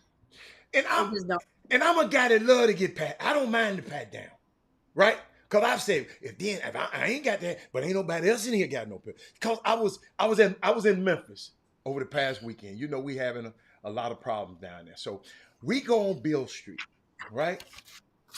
So on Beale Street on the weekend, you have to go through a pat down line. Mm-hmm. Some friends with me, I don't want to go through all that. If I got to go through all that, they ain't from Memphis though, so they didn't understand. So, but we wind up not going. But I welcome You What, y'all stop. didn't go? Yeah, we didn't go. We left because everybody didn't want to get pat down. We had And the some. ones that want to get pat down until something happened to their butt, then it's then What I'm saying, they don't understand, coach. Rule and they want to protect. Like it's so weird that everybody got an opinion on something that don't belong to you. Like, Girl, them folk been getting on her nerve. Come on, Jimmy. What else you got? Them folk been getting on your nerve. I'm coming over there. Let me know when you got your next tournament. I'm coming over there. I mean, right now, of course, we got Coach T right here. We'll ask you guys if you would be so kind to share the show right now, and so that it can go to your groups, to your pages. If you're watching us on the YouTube, just share it to your social media page real quick. And also, if you're watching on the Facebook in the Boom Boom Room, then you can share it over to your stories. You can share it to your front page. You can even share it to any group, any sports related group that you may have that's public. Do not share it to a private group. Okay. Now, in regard, we're talking about incidents in the facilities, and this is a facility owner, the only black 100% sole female facility owner in the United States of America so far. We're gonna hold it like that until somebody correct us with that intel. That's what we're gonna speak on that. Now, event operators and incidents in these facilities. And we're talking now, I want to move towards some solutions. We talked about it, everybody's disgusted with it. You've even had, we're talking about the firearms, you've had people have just recently, football fields, games, little league games, somebody got killed up in Dallas. You have people brandishing weapons in basketball facilities this summer. And you mentioned the word security, and you mentioned armed security. I was watching in the news, and there was a popular cabaret nightclub in Houston where a security guard was killed last week for trying to intervene allegedly from the assailant, or first getting into it with one of the other security guards. And do people really respect just armed security, or do it need to be the actual police officers? Do they respect the police officers? That's a good question. I mean, they all carry guns. It's just, what does that person respect, period? If they don't respect a regular police officer and they killing each other, I'm not saying armed security is going to stop everything. I am saying, though, if something happens, who is protecting Miss? I can call 911 and sheriff office, which I have it at my front right now. How long is it going to take them to get here? We had an incident that I had to call and took them 15, 20 minutes to even get here. So if something happens, which always, we got to have somebody, in line of defense to be able to help. I was reading one of the comments and it said Odyssey. I know Odyssey well, but you're right. It's not a waste of breath to say it. People still gonna cuss and fight, just like we have murders out there every day. Just like it's going to happen, but how can we minimize it, right? How can we make it? I can't worry about every other facility. I can only worry about this facility. How can I control these two courts to make it safer just right here, right? That's all I can really do for myself right now. And prayerfully, security and, we can get people to, act right will be great. But are we going to have that? Absolutely not. There's just people out there that just want to stir up some stuff. They wake up on a wake up on the bad side of the bed just that day. So, yeah. So here's another question. So in the event of, if worse come to worse, like a lot of these incidents, then you know what families are doing right now. If anytime somebody's on the bad end of an incident, families are looking to lawyer up. Yeah. Does insurance help protect the facility owner as well as the event operator in a preventive maintenance realm of such situations? I mean, you got to be smart. If you're a facility, see, I'm a facility owner, but there are people who rent out the gym for churches, schools. I don't know how well protected they are, but I know me as a real business, that has to report my taxes and my income and I have to have a profit and loss statement. I'm not a DBA.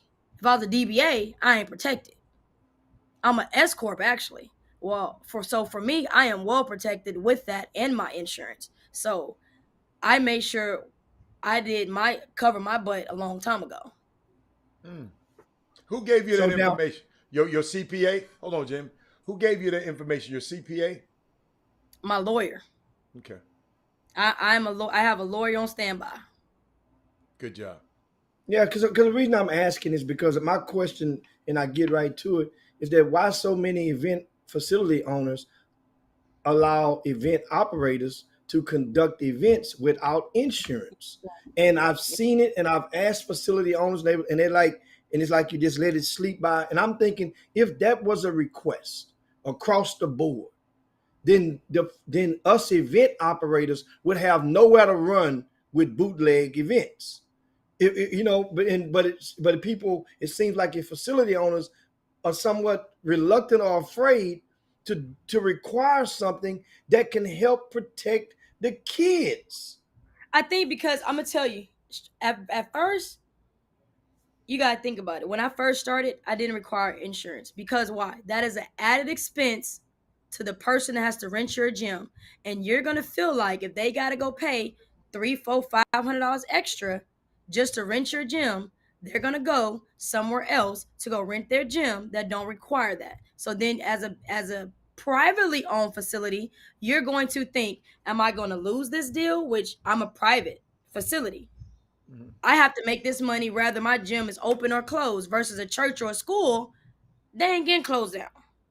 So some privately owned facilities won't do that because then they got to worry about this person going to spend X, Y, and Z. They might not use me anyway. So I used to do that. Like we're still pushing, like you got to sign waivers and everything else. Like we tell my staff that every day. Like we even made it electronically. When you pay the invoice, you're gonna sign this waiver. You're gonna because some people can't even get insurance. I ain't never heard of that. But some people are just ruthless in this basketball world that they can't even get insurance. What do you mean by can't? Now elaborate on it. I want to make sure I got this clear. Jimmy, your social security number go into every insurance thing you get, Jimmy. Yeah, if you got bad, if you pay bad debt, if insurance is insurance. Yes. Whether it's car insurance, house insurance, you got people that can't even get insurance. Some of these people because they personal life come up. Yes, and Jimmy, your address, you give him the certain addresses is higher in certain addresses. Your insurance is different in different addresses. I don't know if y'all knew that. No, if you're doing event insurance, Hatter. I'm just talking about insurance, period. No, we're talking about event operators. We're talking about coming from an event. So it's a different insurance? Yes. It is a different insurance, but your social, your EIN, your social security number. The EIN, your name of your company. If a person everybody out there that's an event operator has a company. A company. Name. Okay. That company name, what she just mentioned about the DBA. Come on. Talk to me, Coach. No, go on, speak. No, you're right. If you are a real legit company who has it, I got you. Yeah. Then you're right. It's supposed to be. Everybody ain't no real legit company. That's what she telling me. We don't. Only the facility operators or somebody going digging would know that, but they're supposed to be because they're acting as a legitimate because there are risk involved. And that's why I'm getting to, and I'm talking about the safety part. Safety part stems even further than just an incident happening. The safety the safety hat goes as far as your baby or your grandbaby coming in that gym and they spraining their ankle or they running into the bleachers and they bust their knee open. And what happened with? Because we have people that broke our rim that we gotta file insurance on. Right. Like it covers all those things. Correct. You're absolutely correct. All of that. And that's who why broke your gym? Who got up there and broke your gym? Did he break it in legal way or was he hanging on it? Or did he break it by force or by choice? You got them young guys that think they can dunk and they pull from the net trying to pull up on the rim and then Okay. So That's I personally I love all kids, but I personally don't rather have the varsity kids at the gym. They just tear it up. Wow. That's interesting to know. Okay. Yeah, I mean, Business standpoint, it's from a business standpoint. No, but that's good. That's good to know. yeah, Hey, and mamas, varsity is that 15 and up? Mamas, About teach y'all crazy little ass kids when they go in somebody else's place to treat it right. Thank you, coach. I needed to know that. Because we got mamas out here that they're just like, when y'all go to the gym, don't be hanging on no damn limb and playing in this mamas lady's don't place. come to the all mamas don't come to the varsity game, sir. No, but no. But tell your damn baby before we go. Yeah, I don't know. so now tell me this: your facility, of course, the crossover complex. Where is it located in Houston? And uh, how can the persons that may be interested in? Do you just do basketball? Is it no volleyball, or do you Mm. host parties there, or dances, or whatnot? What all do you host in your facility? We have done everything. Wow. So basketball is predominantly the main business, but we just did a deal with volleyball. We're gonna start doing volleyball. Done birthday parties. We've done sororities and fraternity events. I've done karate events. I've done cheer and dance. I mean, a lot. Corporate buildings, work with like different companies like Starbucks and stuff like that. They came in their corporate buildings. We did fitness classes. I mean, we have an open concept. So we do a lot. As a business owner, I got to figure out how to keep these lights on. We'll play bingo if you want to. Now, of course, you're just tuning in. This is Coach T, guys, and this is Black History on Women Rock Wednesday. She's the only black, 100% black, only black female, 100% facility owner of basketball in the United States of America. And this is remarkable, uh, an accomplishment. Your facility, it pretty much, I mean, it stays booked all the doggone time. So, do you even have dates open for people? We have a few dates. I mean, I tell people this call. I mean, we have a few dates. And right now, it's kind of booked. We might got a day or two, but it's yeah. How many Yeah. courts? How many courts then? We have two courts. Okay. Okay. Two courts. Okay. Yep. And Kevin, the AC system in our gym, Kevin is it's better. We actually put two propel fans up, and it's definitely been better. You know, yes, I was yeah. Yeah, I was over there. I was over there a couple of weeks ago, and I noticed that. I didn't know, you didn't even tell me, but I noticed it. I say this. I Circulation. looked up, I pointed up. I say this is why it's cooler in here. Those The big fan. old fans that go real slow, them things work in a small in a facility, two courts side by side, no wall to separate. Those Yeah. things work. That them big Well, old fans that it's go hard right. because that was one of our issues at the beginning. Is I mean, you're just learning. Nobody gave me the blueprint of how to open up this gym, Mm-hmm. right? And it's been 10 going on 10 and a half years now. Nobody gave me the blueprint. So when you come in here and you're open up a gym and you're thinking your build out is supposed to go the way your landlord we designed it, and he puts the AC on the back wall, there's no circulation.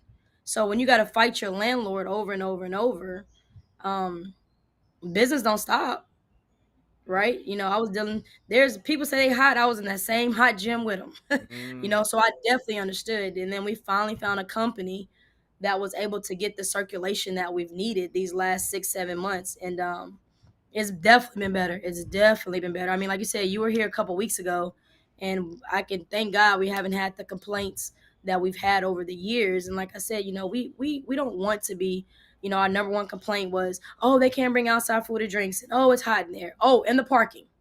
Those are top three complaints. And But so we can is there a parking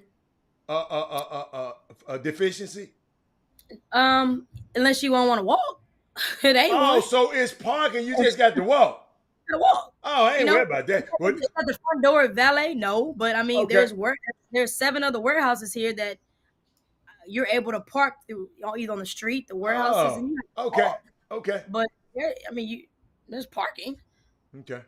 You know what? That's so funny you said that, right? I passed by the Smart Financial Center yesterday. I have somebody in the car with me. And I said, I love this venue. But the guy, he probably on the show, the guy who was riding with me, get what he said. Well, Robert, you got the park so far. Well, I take said, revenue out there. I say, yeah. He talking about you got to wear some you got to wear some flat shoes because your ass gonna be walking. I said, okay. But so people don't like to walk. You can please Huh? everybody. You can Okay, please everybody. gotcha. I like that. That's Okay, that's it. all right. Do your thing. Yeah, man. I mean, of course, it's good, great convo, and it's remarkable. You know, you have definitely excelled in a very rare space. Yes. And you mentioned a while ago that you're just starting up with volleyball. Normally, I mean, I haven't been a facility owner, but I always talk with them and I question and I pose questions and stuff, and I find out along the way that most people that have them, they also have volleyball in there as well. So you've been going 10 years with basketball only. I was told by many that volleyball Volleyball is the money volleyball maker. pays the bills and basketball will be your profits. So Mm. you've been going, Reggie Slater said it the best. Reggie, I said, Reggie, you finna sell this to volleyball? He said, yeah, T, they pay. Right. And I was like, wow. But yeah, I have not had one volleyball event in my gym on this side. I had the half a court that I did maybe 1 year. But basketball pays the bills. and so when do you plan on proceeding and diving into the volleyball and opening your doors to volleyball teams for practices and events or whatnot? Next month. Oh, so you got the nets already in there. Nets, 2 courts, everything. Next month. Yep. Okay, all right, man. Of course, that. And what's the social media uh, handle for you and the crossover facility? Yeah. I think it's Crossover Athletic Stafford. I'm not on social media, guys. I'm Crossover Athletic Stafford. That's all I know. Crossover Athletic Stafford, and of course Yeah, Stafford. Yeah. Kind of describe them where Stafford is in relevance to Houston, Sugarland, Missouri City, whatnot. Avenue Where's E. Stafford? Ain't this on Avenue E? It is on Avenue. Can I back up one more thing about volleyball? Back it up. It says volleyball is a cash cow. They are so right. But let me tell you why I opted out to not do volleyball. Okay. And I believe in God and the position that He puts me in. When we're talking to Reggie, I said, Reggie, I have to be able to come in my gym and love what I do. If I walk into this gym and I see volleyball, it just becomes another business and I'm not going to love it. Mm. I've had many opportunities from many volleyball to change this whole facility. But that wasn't the platform that God put me on, and that wasn't where I wanted to be at. And so I chose to keep my own path with basketball. And over 10 years, as we can all see, many thought I was going to be gone, and I'm still here with basketball. Girl, you doing a little something around there, girl. A little bit, but I'm still here. Yeah. Yeah, Chuck, I'm still open, Chuck. Chuck been around for a while. I was over there a couple of weeks ago. Absolutely. And so, this is, I'm liking it. And congratulations, Coach T. And you mentioned you're from Victoria. So you went to Victoria High School and tell us. Stroman. Oh, man. Did they merge that school? So Victoria and Stroman was separate, and then my senior year they merged to Victoria Memorial, and now it's called Victoria East and West or something like that. Yeah. So your high school ain't even there no more. They merged. No. I look young, but I'm grown. They need to do that to Jimmy School, Cashmere. They need to merge it with something. They need to merge it with Triple J's or something out there. You must have forgotten that Academy. Matter of fact, we played Booker T in football this week. What they gonna do against Booker T? What they gonna do? Skunk them. Skunk. Coach Skunk. Let's get back to Coach. Academy got some good looking football boys in there. They got some good size in there. I'm telling you, a bunch of 6'2s and 6'3s. But anyway, but back to you, Coach T, before we get ready to land this plane. In the realm of events, if there were some things that you could change, you know, you can wave a magic wand in this grassroots basketball sector. What are some of the things that you could change? Mm, mm. I want to hear from them. I want to hear from your little mean self. Talk to me. The first 3 words wasn't gonna be too nice, but Come I'll on, say so it. Say it with your chest. It's Wednesday. Hey, Women rock. it's the chop shop. lying ass niggas. Oh, yeah, Okay. we don't like that word. Ooh, But Sorry. I see why you said that. Okay. What they be lying about, What Coach? they, yeah. Talk to me. What they be lying about? Give me some for instances. Give me some. Give me I your already top told 5. you. Listen, I can't change much, but I just don't. If you're gonna say something, make sure you can back it up. Make sure that's your word. Make sure that you're able to be truthful in what you say. Lay down with that. Just lay down with that. Lay down with it. The problem is that you got this world, basketball world, that people just. I didn't grow up. I didn't grow up with people that can like lie and like steal kids or lie and say they have this or say they gonna pay this and don't pay, and it's just so that part about what I can change about AAU basketball is just if you can say you're gonna do something, do it. Don't go in and change up. I'm not gonna go in and say, "Oh, Hicks, I can do a better job than you. Let me take over." Oh, I'm not gonna go start a show tomorrow because I feel like I can do a better job to you, and that and that I'm gonna go steal you. What you got? 79 people on here. I'm not gonna reach out behind you and take 79 people and say, "Hey, go join T show tomorrow because I can talk better than them." I gotta bet. I'm not that you. I'm not gonna do that. But that's where people think that people work off your backs to get their money or their clout. And that is just I wasn't raised like that. I wasn't brought in a household like that. It's just scamful people off of a kid. Off all this is youth sports are off of kids. People are losing their lives off of kids. People are losing money behind kids. People are losing relationships and friendships behind kids. They're losing these behind kids that don't even belong to you. For number one, some people don't even belong to you. A basketball team got 8 to 10 kids, and you over here fighting behind another kid. You over here lying to this mama that you can do better behind. Like, I don't understand that. Coach, you got to watch yourself, Coach, because I came on this show, Coach, and I said, people, I keep hearing these things like this. And I said, well, maybe we need to just let it burn down and just build a new one. Like they said, the roof is on fire. We don't need no water. Let it burn. Let that burn. You know how y'all used to do. So, and I said, and people talk about, but Robert, we got to have AAU. I said, no, I'm not talking about getting rid of AAU basketball. I'm talking about this scheming and all of these.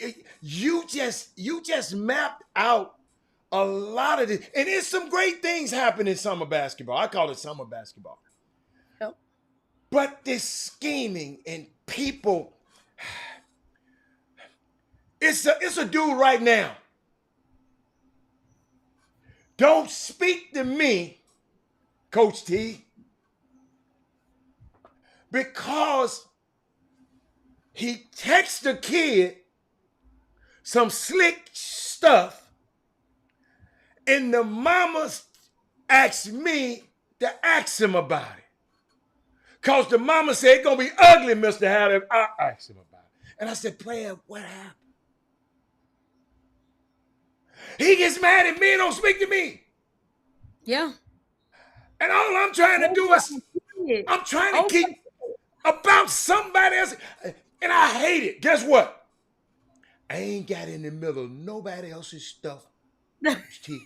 No more. This clown get on an airplane and ain't nobody on the plane but me and his ass. And he done been on this damn show and walk his big ass by me and didn't say nothing on the airplane, and we the first 2 people on the plane. And you arguing over somebody else's kid. No, right. not arguing. I just said, dude, his mama just don't want you to contact him anymore. Contact him, correct. Because of this. He texting the dude and the kid. Hold on, the mama sent me the screenshots. The kid said, just talk to my mom. Wait, I want to talk to you. What your mama got to do? Like that. And the mama was livid. She was going to get right into his behind. And all I did, try to save him, and he got mad at me. So, yeah, absolutely. About somebody else's kid. Yeah, So guess what I said? That's tough. I ain't need to be around his ass no way.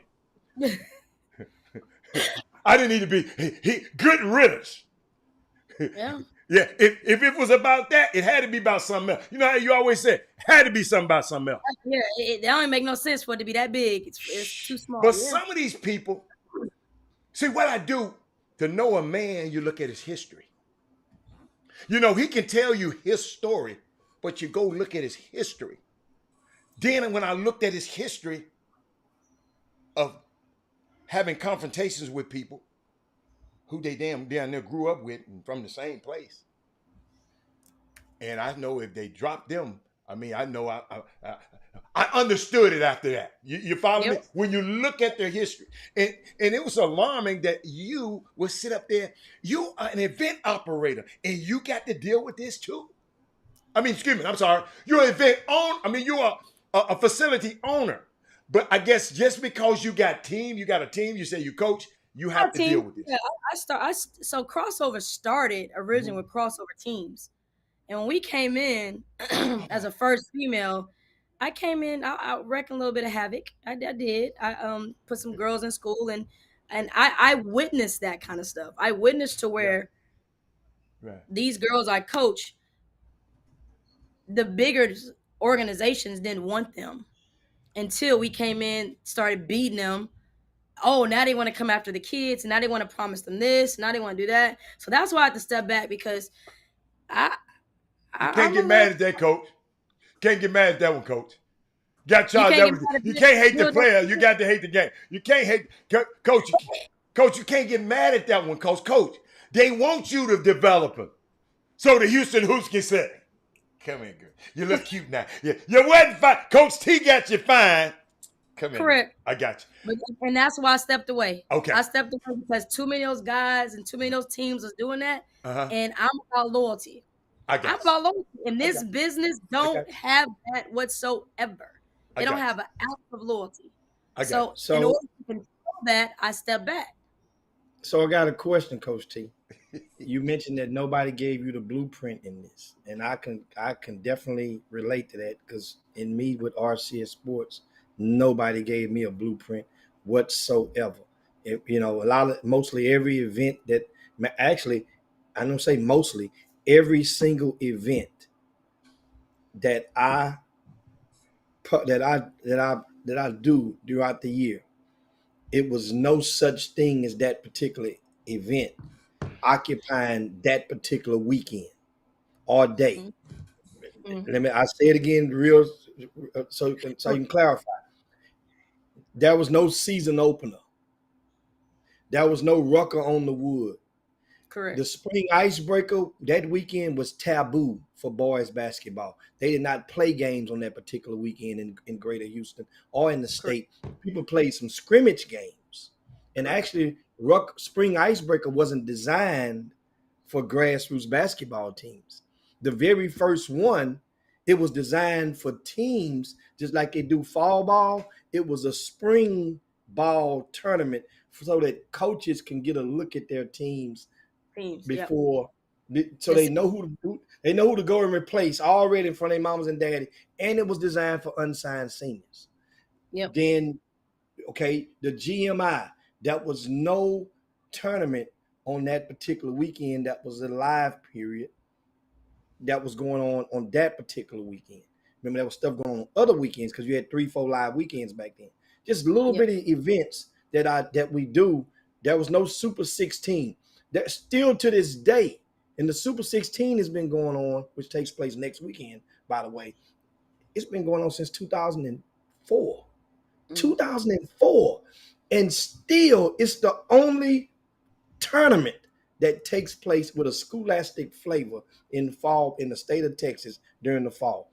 Every other event that takes place in Texas is match play only. It's a fall tournament. So I Mhm. get that. There's nobody gave you the blueprint on this stuff. And which you get more accolades and you deserve more accolades because you had to navigate through I guess a sector that's vastly dominated by males. And by males, then you think about you in business and there are other people on power grabs and may not understand that you in your business. And Yep. so I definitely understand that, and we just want to make sure that you have, the blessings to keep on keeping on through this stuff, and you know how certain people. You mentioned people, some men, some people don't like to pay. If they don't like to pay, then my solution is put something in writing to make them wrap themselves up in their own faults. Meaning that if you don't pay by this date, you owe me this much more. If you come in there and we find 2 or 3 teams with outside drinks, because that's their isn't who's the responsible party for your security when the events? Is it the facility owner or the Yes. event? Yeah, so we keep our own security. I keep on my own in-house security. I don't even use That's nobody else's that's because my smart. security knows my rules, Right. Right. know what I want. So we keep our Okay. own. And then if they don't, so now we have it is you don't even get to get on the floor if you ain't paid. I don't even deal with it. That's what I'm saying. You don't have to go through all that, baby. Yeah. Now you got Yeah. a deadline. Our Yeah. invoice is canceled at a certain amount of time, and then it's just, man, over 10 years you learn a lot. You learn a lot, and I don't think that's no gender involved. One of the guys said, in business you learn that there's no emotions, and that's so true. There's just no emotions in business, and I had to learn that by getting sick, getting stressed out over other people, that there's no emotions. And so at the end of the day, if that's the rule, this rule ain't a male rule, it ain't a female rule. If it's no outside food or drinks, it don't say guys only, ladies only, 5-year-olds only. It ain't no age rule. That's the rule. So we That just are must be a hell. That must be a hell of a sticking point. People must have been really trying you about that policy because man. you, So you get passionate about it. listen, I did. I'm working on some bigger and better things as God is blessing me with. And one Mm-hmm. of the conversations that came up Mm-hmm. in this deal was, do you check your reviews? And I said, no, I don't care to. Mm-hmm. It was like, man, a lot of people are complaining about, i.e., parking, hot, outside food or drinks. Mm-hmm. And I said, well, all those things have an answer for them. There's no need for me to go in there and say you can't have a drink because that's our rule and we're sponsored by Coke. Mm-hmm. So, but that's what people actually leave. And Mm-hmm. so, long story short, Mm-hmm. the lady was like, I think maybe we should go say something to them, just acknowledge it. And I said, I'm not. Mm-hmm. And this is a multi-million-dollar deal that I'm just like, I'm not acknowledging something that people can read, that it's my rule. Mm-hmm. But yes, to your point, Mm-hmm. it is something that people actually go write a bad review on our pages that we don't allow outside food or drinks. Or if we're renting a facility, Jim, let's say you rent the facility this weekend and we're just renting to you. If you decide to charge 25 at the door, what they got to do with me? But now we become the bad guy. Oh, this facility charged too much. Oh, this is a bad facility. They got what happens, Jim, if your staff cusses somebody out and they get into it? They go write a review on our page. Right. I And like now that. so some of these reviews don't have nothing to do with us, with you. but nobody would know that. You're right. No answer. You don't have to answer. So that's a good question. That's a good one. So do the facility owners, as yourself, that's a whole different network.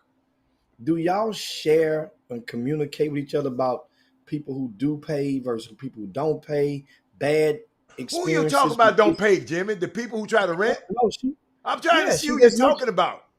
Yeah, I'm just repeating what Coach T just said a while ago about one of her pet peeves was that people that renting the place don't like the place. Remember and they lie. I didn't remember when she said that.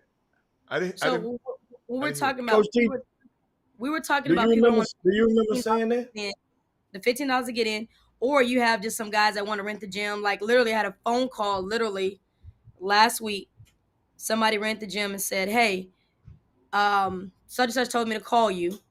I wanted to rent the gym. Yeah, it's available 4:30 to 6. Our price was $70 an hour. Mhm. Oh, well, they told me I can get it for free. They said they already had the gym. I was like, what? I was like, nah, I don't do nothing free. Are you sure? Because I said, no, you gonna call them back. They want to pay for you, but I hung up the call. I was immediately done. Right. Like, I'm not gonna sit down and have a conversation about my gym being free. Gotcha. So, Okay. Okay. I mean, because I didn't hear the other part what Jimmy was talking about. Oh yeah, I didn't hear that. Yeah, no. She earlier she mentioned when I asked her at the top of the show, top of the conversation, what was one of the things that pissed her off about the male. She mentioned about the counterparts, and she used the word The male species. species. Mhm. And she said they don't like to pay. no. I'm saying in general, as far as this one of my top things, as far as what I didn't like, my rough moments was figuring out that people don't like to pay People. altogether. Exactly. Okay. Not so much. Like I said, when it comes to renting our gym now, it's simple. You get an invoice, you pay it, Yeah. you don't pay it, you're not on the calendar. Absolutely. That's definitely Absolutely. So- simple. So what I was asking a while ago, just like teams, certain grassroots team directors, they fraternize and they talk with each other. They share with each other. I got this facility over here, man. They give it to me for $50 an hour, and they share that. And they go and they say, so this new man, call her. She might give it to you $50. She gave it to me. Like one guy. So now, do you guys, the owners, ever conversate with each other about the renters? No. And because that means if you did, then certain people would not get blindsided by True. so many renters who do janky stuff. True. You possibly couldn't know and see it coming because all they do is pick up shop, move to the next facility, same Once they old burn- stuff. Mm-hmm. Hot checks. Have anybody ever written you a hot check before? I had one, and I don't think that person doing nothing no more. He ran himself out of business himself. So that means, like I say, That's against the law. That's against. But it was also 7-8 years ago. So, but yes, for sure. Yeah. Because I know a few facilities out there that's been written hot checks, and We don't even write checks. We don't write checks. No, Yeah. that's been received them from event directors. Recently? That's what I'm saying.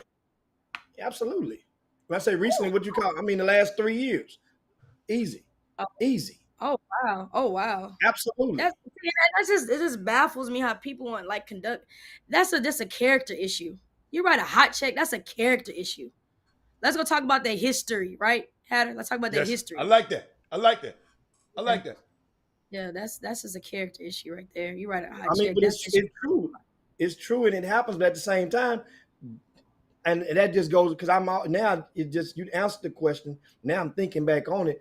Obviously, the facility owners, obviously, most of them don't talk because some of those people would have probably put some stuff in place to say, look, we don't take cash only or cashier's check or money order from you. But if you think about it, it's that circle is so weird, right? Let's talk about the facility circle. Okay. Privately owned. If we talk about the facility circle, it's what I've been around for the longest with the gym in Atascocita.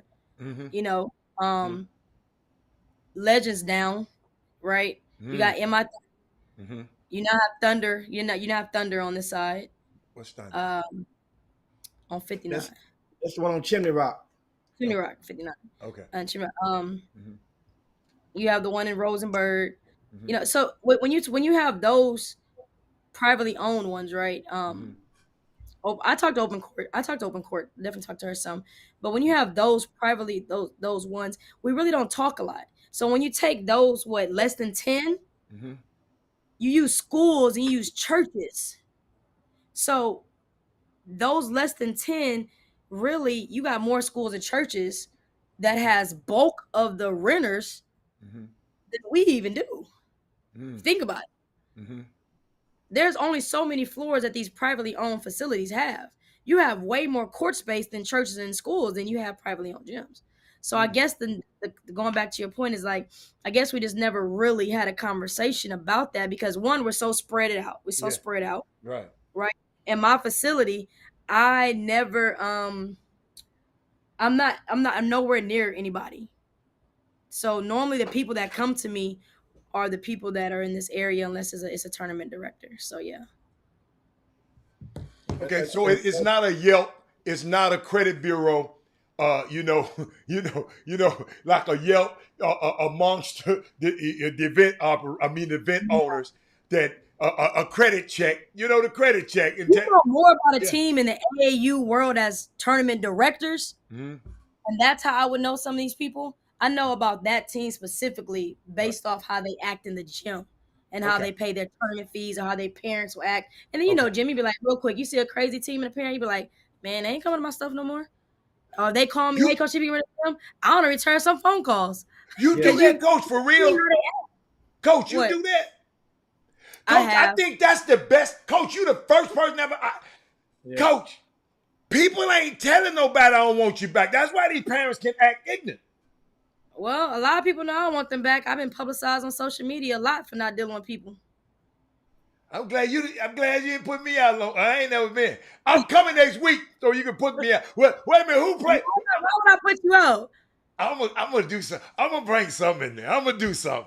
No, I'm just messing with you. I'm messing with you, Coach. I'm just messing with you. No, I'm just messing with you. Y'all put I don't even be at the door. Y'all put the staff in the position to have to, do their job. Why put the staff? I don't come to your job saying I'm about to go break your rule. You're right. I'm messing with you though. Right? But guess what? And- Do me a favor. Shout out your staff for me. Coach, you mentioned them a couple of times. Could you shout them out for me? So listen, not only do we have Mhm. a woman-owned facility, my next person in line to me is a woman. My director of operations is a woman. Okay. My front desk is a woman. So wait a minute, what you got against men? They got the door. What they call the Dorology. Y'all got the Wakanda women in there. Keep counting. Who else? Wakanda forever. Come on. No, man. I just think, man. I really think that.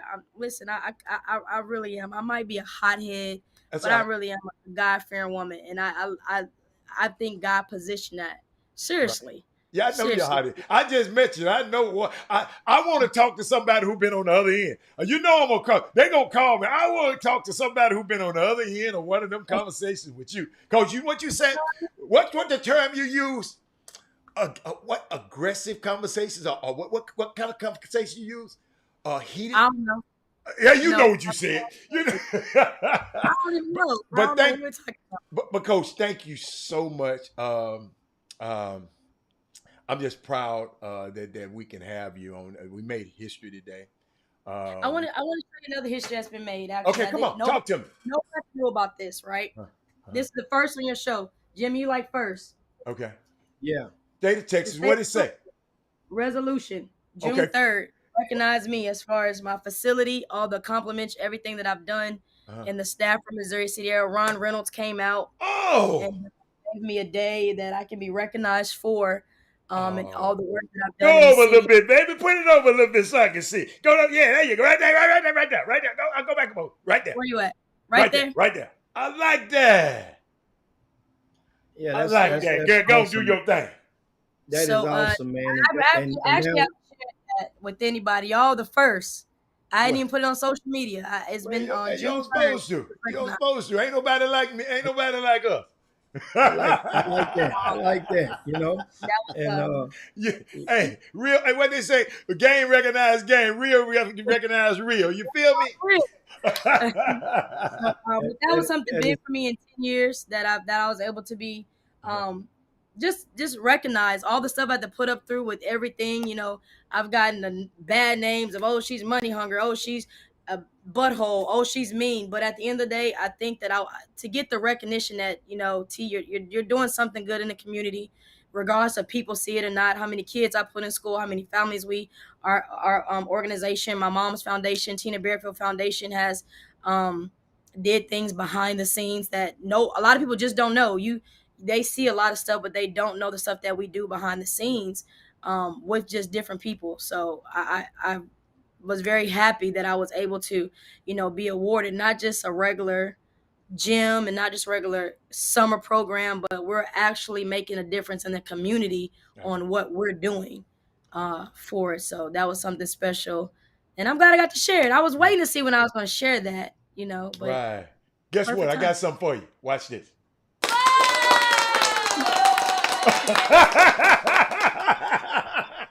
Well, I love your energy. I love his energy. I love his energy. So that's what I'm talking about, man. Hey, man, thanks so much, man. We got to land this plane. Yeah, we We're got in extra overtime right now. This has been such a great conversation. You guys got in late. This is Coach T. She's the only Black female, 100% owner of a basketball facility in the United States of America.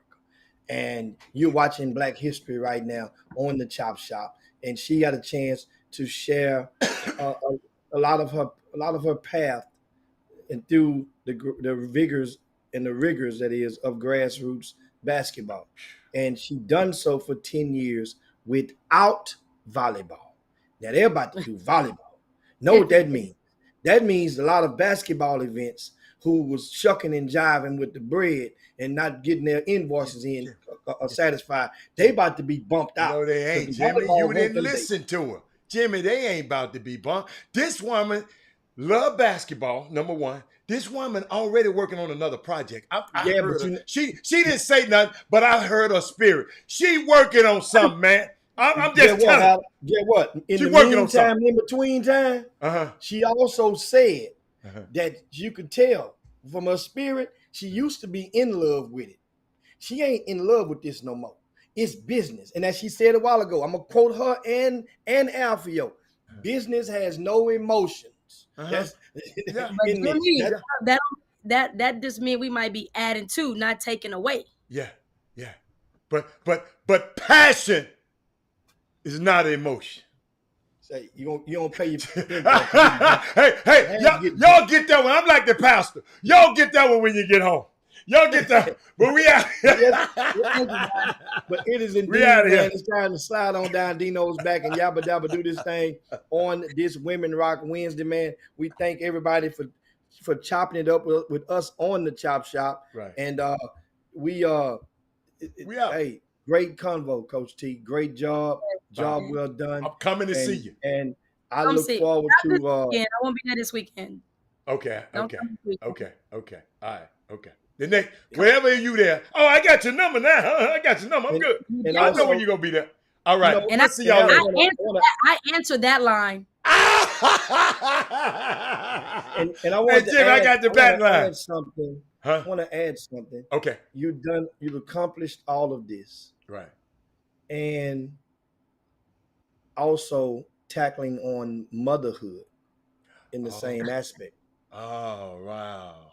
So you have a young male that you're raising. I have a 5-year-old daughter, and I just had a 9 months as of yesterday, 9-month-old son. Yes. Wow. Yeah. That's awesome. Started that morning. All right. That's good. Go on. You made my day. I'm gonna be a grandpappy soon. So yeah, I'm sentimental about that kind of stuff. Coach T over there, she got the gym open up. How do you see she being fruitful over there too? Now you got to slow down. That's what it about. Be fruitful and multiply. But we'll see y'all. We'll see y'all tomorrow. We out of here, man. We out here. Thanks, Coach T, man. Y'all be safe. See you guys tomorrow. Jim Hicks, Rob Hatter. You are now tuned in to the Chop Shop. I'm Retro. Let's get it. We in the Chop Shop. We live in the Chop Shop. We talking sports talk. We live in the Chop Shop. We in the Chop Shop. I'm talking sports talk. So turn your dials up. It's live in the Chop Shop. We in the